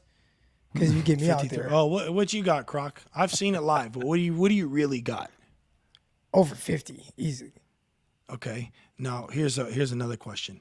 With Is it gonna the be a spiral? Crocs, no, not even necessarily that, but kicking with the Crocs on in sport mode, what's the field goal distance you can get in reality? I would say probably about 35. Okay, so you're just gonna be kicking PATs pretty much. Yeah. That's and it? really with or without Crocs. Like that, I'm not really. Once I kind of get past that distance, it gets a little weird. Now, In do the you, sports mode, if though? you in sport mode, but if you don't have the Crocs on, do you do like the soccer thing where sometimes they'll take off their shoes and just kick it barefoot? No, You ever do the barefoot it thing? hurts kicking barefoot. I don't know how people do that. Yeah, I don't know how. I don't. Yeah, that one to me, especially with an NFL ball or a college ball where they're pumped up to the max, like Yeah, it's got to hurt like hell. yeah, no, that hurts. Do I have one more? Oh, there was somebody here. Here we go. GTC Reels. He says, y'all do realize these guys are putting in time and work to give us a show tonight. Respect and no need to get nasty. And you know what? I agree. We come in here and Greg and I could be, with our families and stuff, but we come on here, and Jesse as well, talk sports. I love talking sports. So Yeah, yeah, That's the thing, is it's supposed to be a getaway. I get it. Like, it's cool to have disagreements with people, 100%. Like, there's nothing wrong with disagreeing. And if everybody agreed, that'd be super boring, by the way.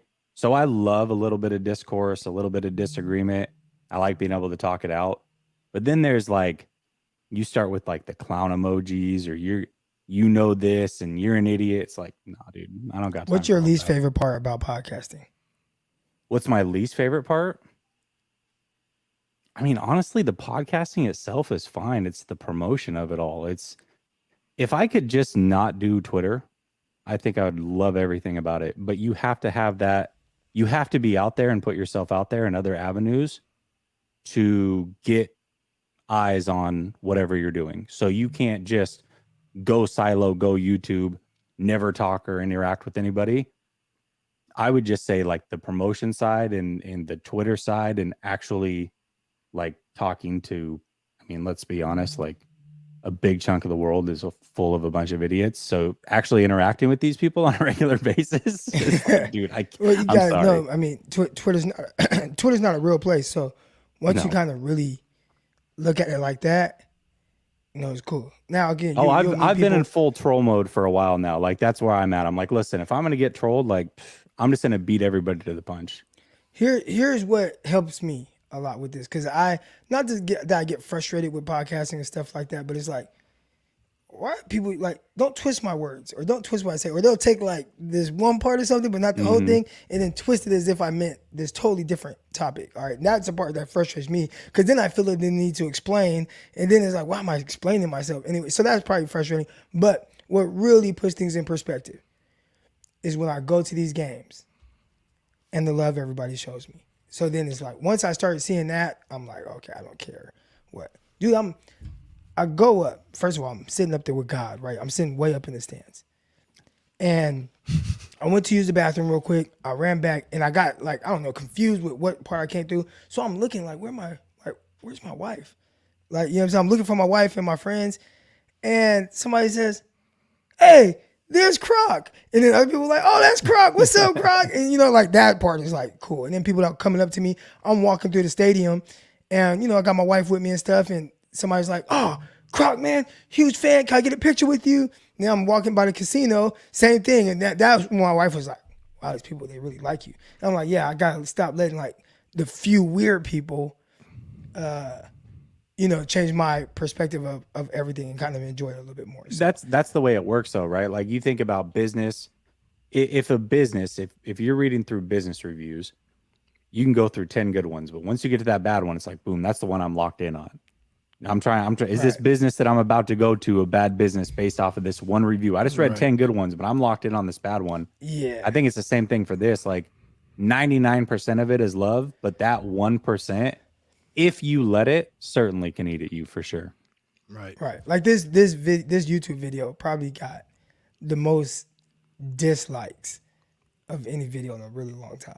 This one today? Yeah. It's like 94%. Really? Like now again, it's 94% good. but it got more dislikes, which is probably like 5 dislikes or something like that. But Zombieland's got 10 burners that he's going through dislikes here on us. Here we go. Here's a question right here, and this is for you, Greg. When Quincy Avery was on Croc's show, and first of all, he was on the Crock and Panelli show. All right, but when Quincy Avery was on the show, he said that Lance had more efficient mechanics, quicker release than Lawrence. The Jags game on Sunday basically illustrated what Avery was speaking on. And I will say this, for some reason, and I don't know why, but I thought that Trevor Lawrence had some funky stuff going on with his mechanics. And I didn't think it was this big issue or anything like that, right? And everybody nitpicks everything that Trey Lance does. But I'm like, y'all didn't see Trevor Lawrence and the way he threw it? It was like this big, he would drop back and I don't know. It was like a big loop, and maybe I'm wrong. I don't know. But I was looking at him like, it's got this loopy throwing thing that he does, but not a big deal or whatever. But what do you think as it pertains to mechanics, right? And I say air quotes because, if you're accurate or if you throw a good ball, then But your thoughts on that? That's the thing. At the end of the day, it's like, some guys are going to be better than others. Obviously, Trevor Lawrence has done enough. He's been a winner his whole life, right? Until he gets to the Jags. He's done enough to keep him, obviously healthy, to have success, to keep winning games. And then everything gets a little bit more magnified when you're not winning games, right? And so, but coming out of the draft, like obviously, the day he won, wasn't it at Levi's when they won the national championship? Like that day that he beat Alabama as a freshman to win the national championship, he was slated right there. Boom. He's going to be the number 1 draft pick when it comes time. And so, I don't think he's a bad thrower by any means. I mean, sure, it looks different and it might not be as quick or efficient as other guys. Like you look at Jimmy, you're like, okay, would you say that Jimmy's a better thrower of the football than Trevor Lawrence? I mean, he has better looking mechanics, but that doesn't necessarily mean that he's a better thrower of the football, right? And then from a mechanical standpoint, like I told you before, like with Josh, when you look at the mechanics, they're good, they're solid, right? But same with Pat. They rip the football. That's what makes them really good. Some of the best throwers in the game, historically, haven't had necessarily the cleanest mechanics, but they got the job done, right? And that's where I think people need to take a step back and say, okay, well, just because this guy doesn't, and it happens a lot with college recruiting. Like I have a guy that goes 10-0 in high school or 14-0 in high school and throws a really good ball, but is not as mechanically sound as some other kid. And they're so stuck and fixated on the kid's mechanics that they don't want to offer him a scholarship, but they'd rather give it to the other kid who, in my opinion, might not necessarily be as good. And I've coached both of them. You know what I'm saying? So they get so fixated on the pre instead of the post. Like, what's the result, right? Like I said earlier, I don't care who the quarterback is of the 49ers. What's the end result, right? Is it good or is it bad? Is there a Super Bowl or is there not? Whether that is Jimmy Garoppolo or Trey Lance or some random person that we don't even know about yet, it doesn't really pertain, or I don't really care, I guess, who it is. But I think to get back to this with the mechanics, with my bad, I'm not to cut you off, but I just put this up here because this was my thoughts before Lawrence went to the NFL, before he was drafted. This was actually, I think, before his last year. So when he was after watching his true sophomore year with T. Higgins, this is kind of what my thoughts were of him. Yeah. All right, so let me try to zoom in a little bit. Yeah, and he did like those receivers again too. It makes life easy when you do have really, really talented people around you at receiver. Like he was throwing back shoulder balls, he was throwing jump balls in the national championship game. He was throwing it all over the field, right? And he's got a good coaching staff with a good defense. And people are like, oh, well, that's the 49ers. Well, like I said, he was throwing jump balls and guys that were making spec catches on the sidelines. Like that game against Alabama was legit to watch. Like they killed it, and I was excited to see it because finally we're watching somebody else win besides Alabama. But I think from the point of having the ball in the carriage to where it gets out of their hands, like they put, the biomechanics machine on them with all the little dots, right? And there's different companies that do this and that or do those things. But from the point of getting the ball out of their hands, I think they're saying that as long as Trey Lance mechanics look, it's still quicker than other guys out there in the NFL. The one weird thing, the only weird thing that I've seen like that kind of threw me off about Trevor Lawrence is when I watched some of the stills, like some of the still pictures from his pro day or from like I saw it during his pro day, and I had to go back and look at it from his like playing days at Clemson. When he throws the ball, he looks up at the ball as it's releasing. It's kind of weird. I never noticed it. If you Google a picture like him throwing it, he'll look at the ball releasing out of his hands, where most cases you're looking at your target, right, and throwing the ball to the target. But for a split second, you'll see him look up and release it, and it's really funky to me. That was the one thing that stuck out as far as mechanics go. It was him actually looking at the ball, and it might not be every single time, but there was multiple pictures of Trevor Lawrence doing that. So if somebody has one or somebody, that is a little weird. So this is what I had to say. I said I think Trevor Lawrence burst onto the scene, and clearly I spelled scene wrong, as a true freshman, and it was like, OMG, this kid is amazing, beat Bama in the Natty, and can only get better from here. And obviously, like he was touted as that type of prospect coming out. And I said, watching last year's Higgins film, which I watched a ton of Higgins film when he was coming out, so I was more impressed with Lawrence as a runner than I was as a pure passer, because a lot of it was just jump ball type stuff. Like, I'm just going to throw it up in the area and my guy kind of bail me out, as opposed to just this guy that's just dicing up defenses like pew, pew, pew, But he was very fluid runner. And I was like, wow, like he is a much better runner than he's getting credit for. All right. Yep. But, and Jesse has to take off. Jesse, man, I appreciate you coming on, Jesse. Yeah, you guys have a good one. All right. But I was like, man, I feel like his running was way underrated. And I thought his running was more impressive than him just as a passer. And not to say he couldn't make big time throws, but man, as running, No, he's a good. That's the thing. very Is fluid. He was he's a athletic. really He was good making guys athlete. miss. I'm like, man, this is a big guy to be moving that way. But as a thrower, I'm just like, wow, where are the throws? Like, where are the things that, when you look at a quarterback high? And then I went on to say, hold on, there was one more tweet. I said, clearly the skill set / talent of, see, now I got Twitter blue. I can edit this stuff, but of a top pick. But I thought he was very inconsistent as a passer. I don't think he's the Andrew Luck type prospect he'll be hyped to be. And sure enough, what ended up happening, again, this was before his last year. And it really was more so a thought of, I'm watching T. Higgins. I'm not really like focused in on Trevor Lawrence. But I'm watching Higgins. And I just keep, what the hell was that? Like, what was that? Like, what the heck? I just kept saying, like, what the hell is that? And I just like, I don't think he's what they're saying he is. Which was, he's Andrew Luck, can't miss prospect, gotta have it, gotta have him.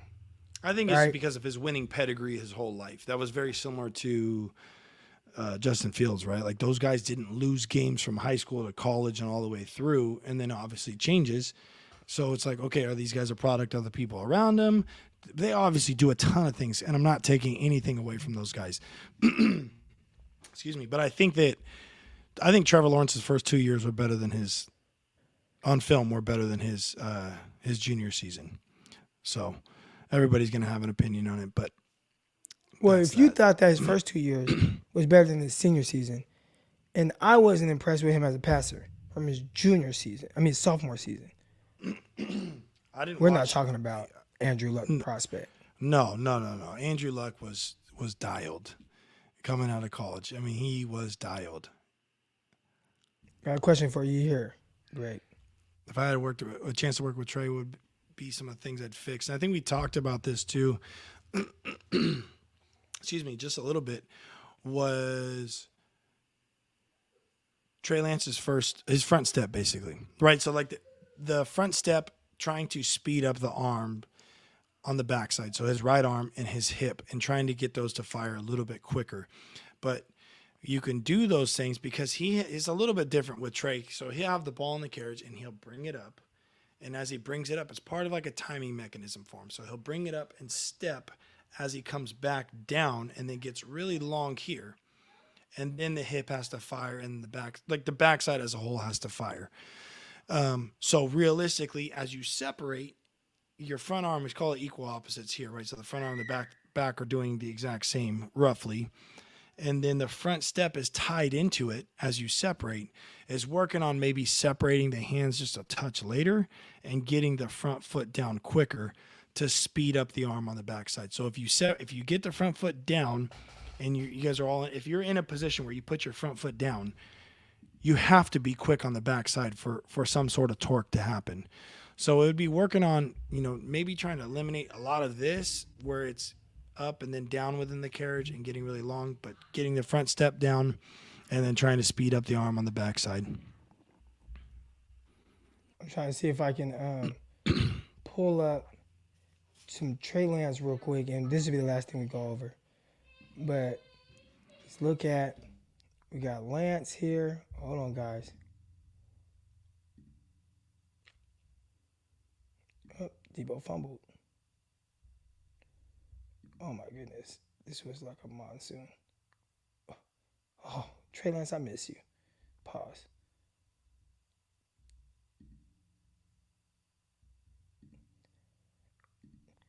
All right, here we go. Got some Trey action here, y'all. All right.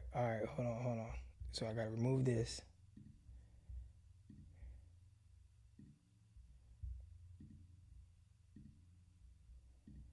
All right, here we go. Who? We got Trey Lance? Yep, we got Trey Lance on the screen. All right. Talk us through a little bit of what we're seeing from Trigger Trey right here.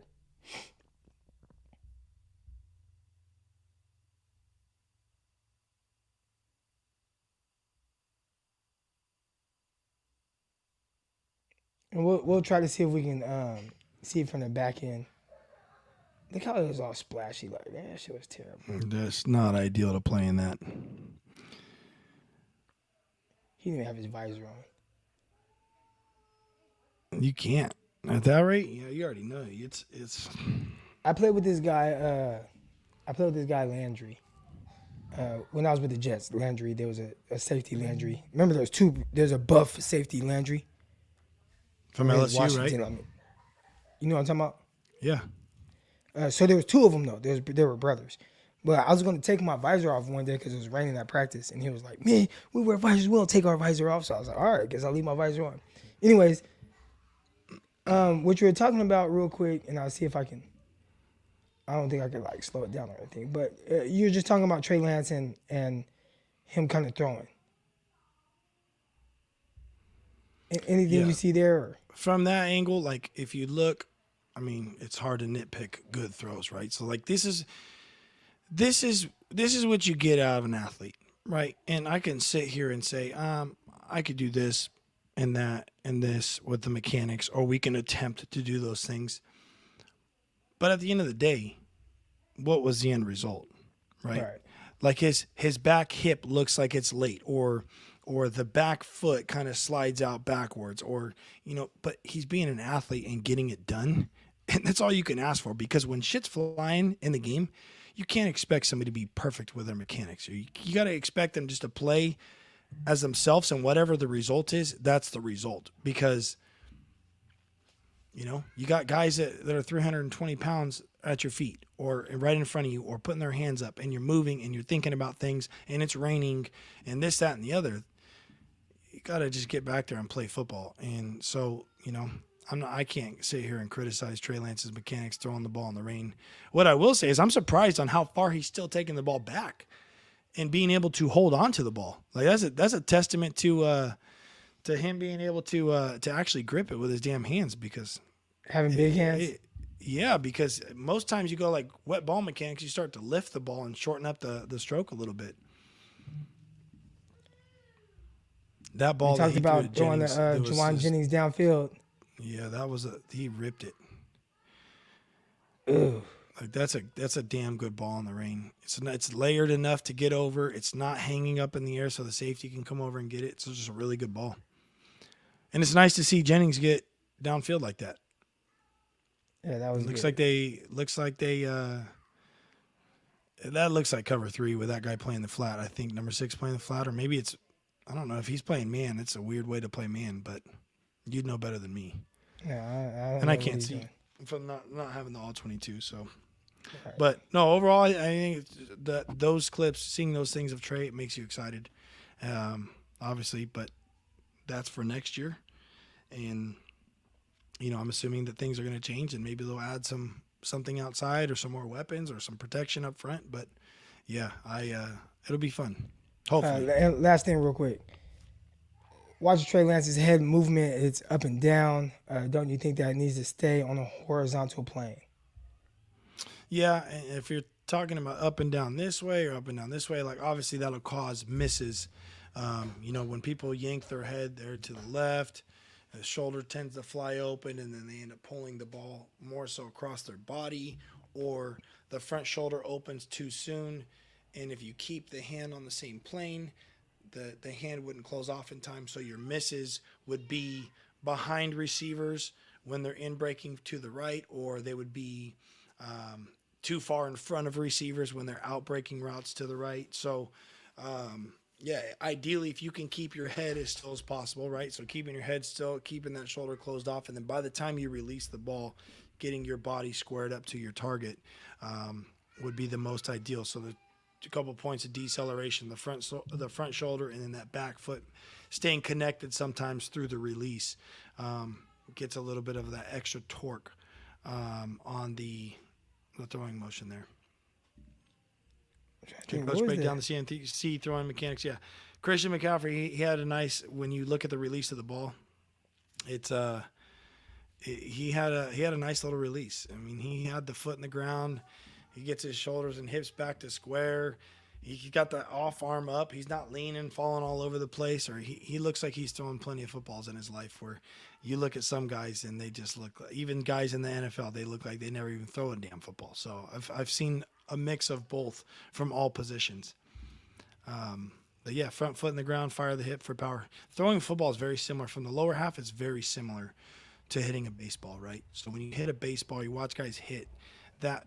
Their back hip will fire through. The front foot's down. Their back hip will fire through and get there first. And then what happens is their arms will chase, and that's where the power is created. It's called dissociation, right? Everybody talked about the Dak Prescott drill with him doing the Dak dance. It's all he's working on is dissociation, starting to fire the lower half while keeping the upper half closed and coiled up.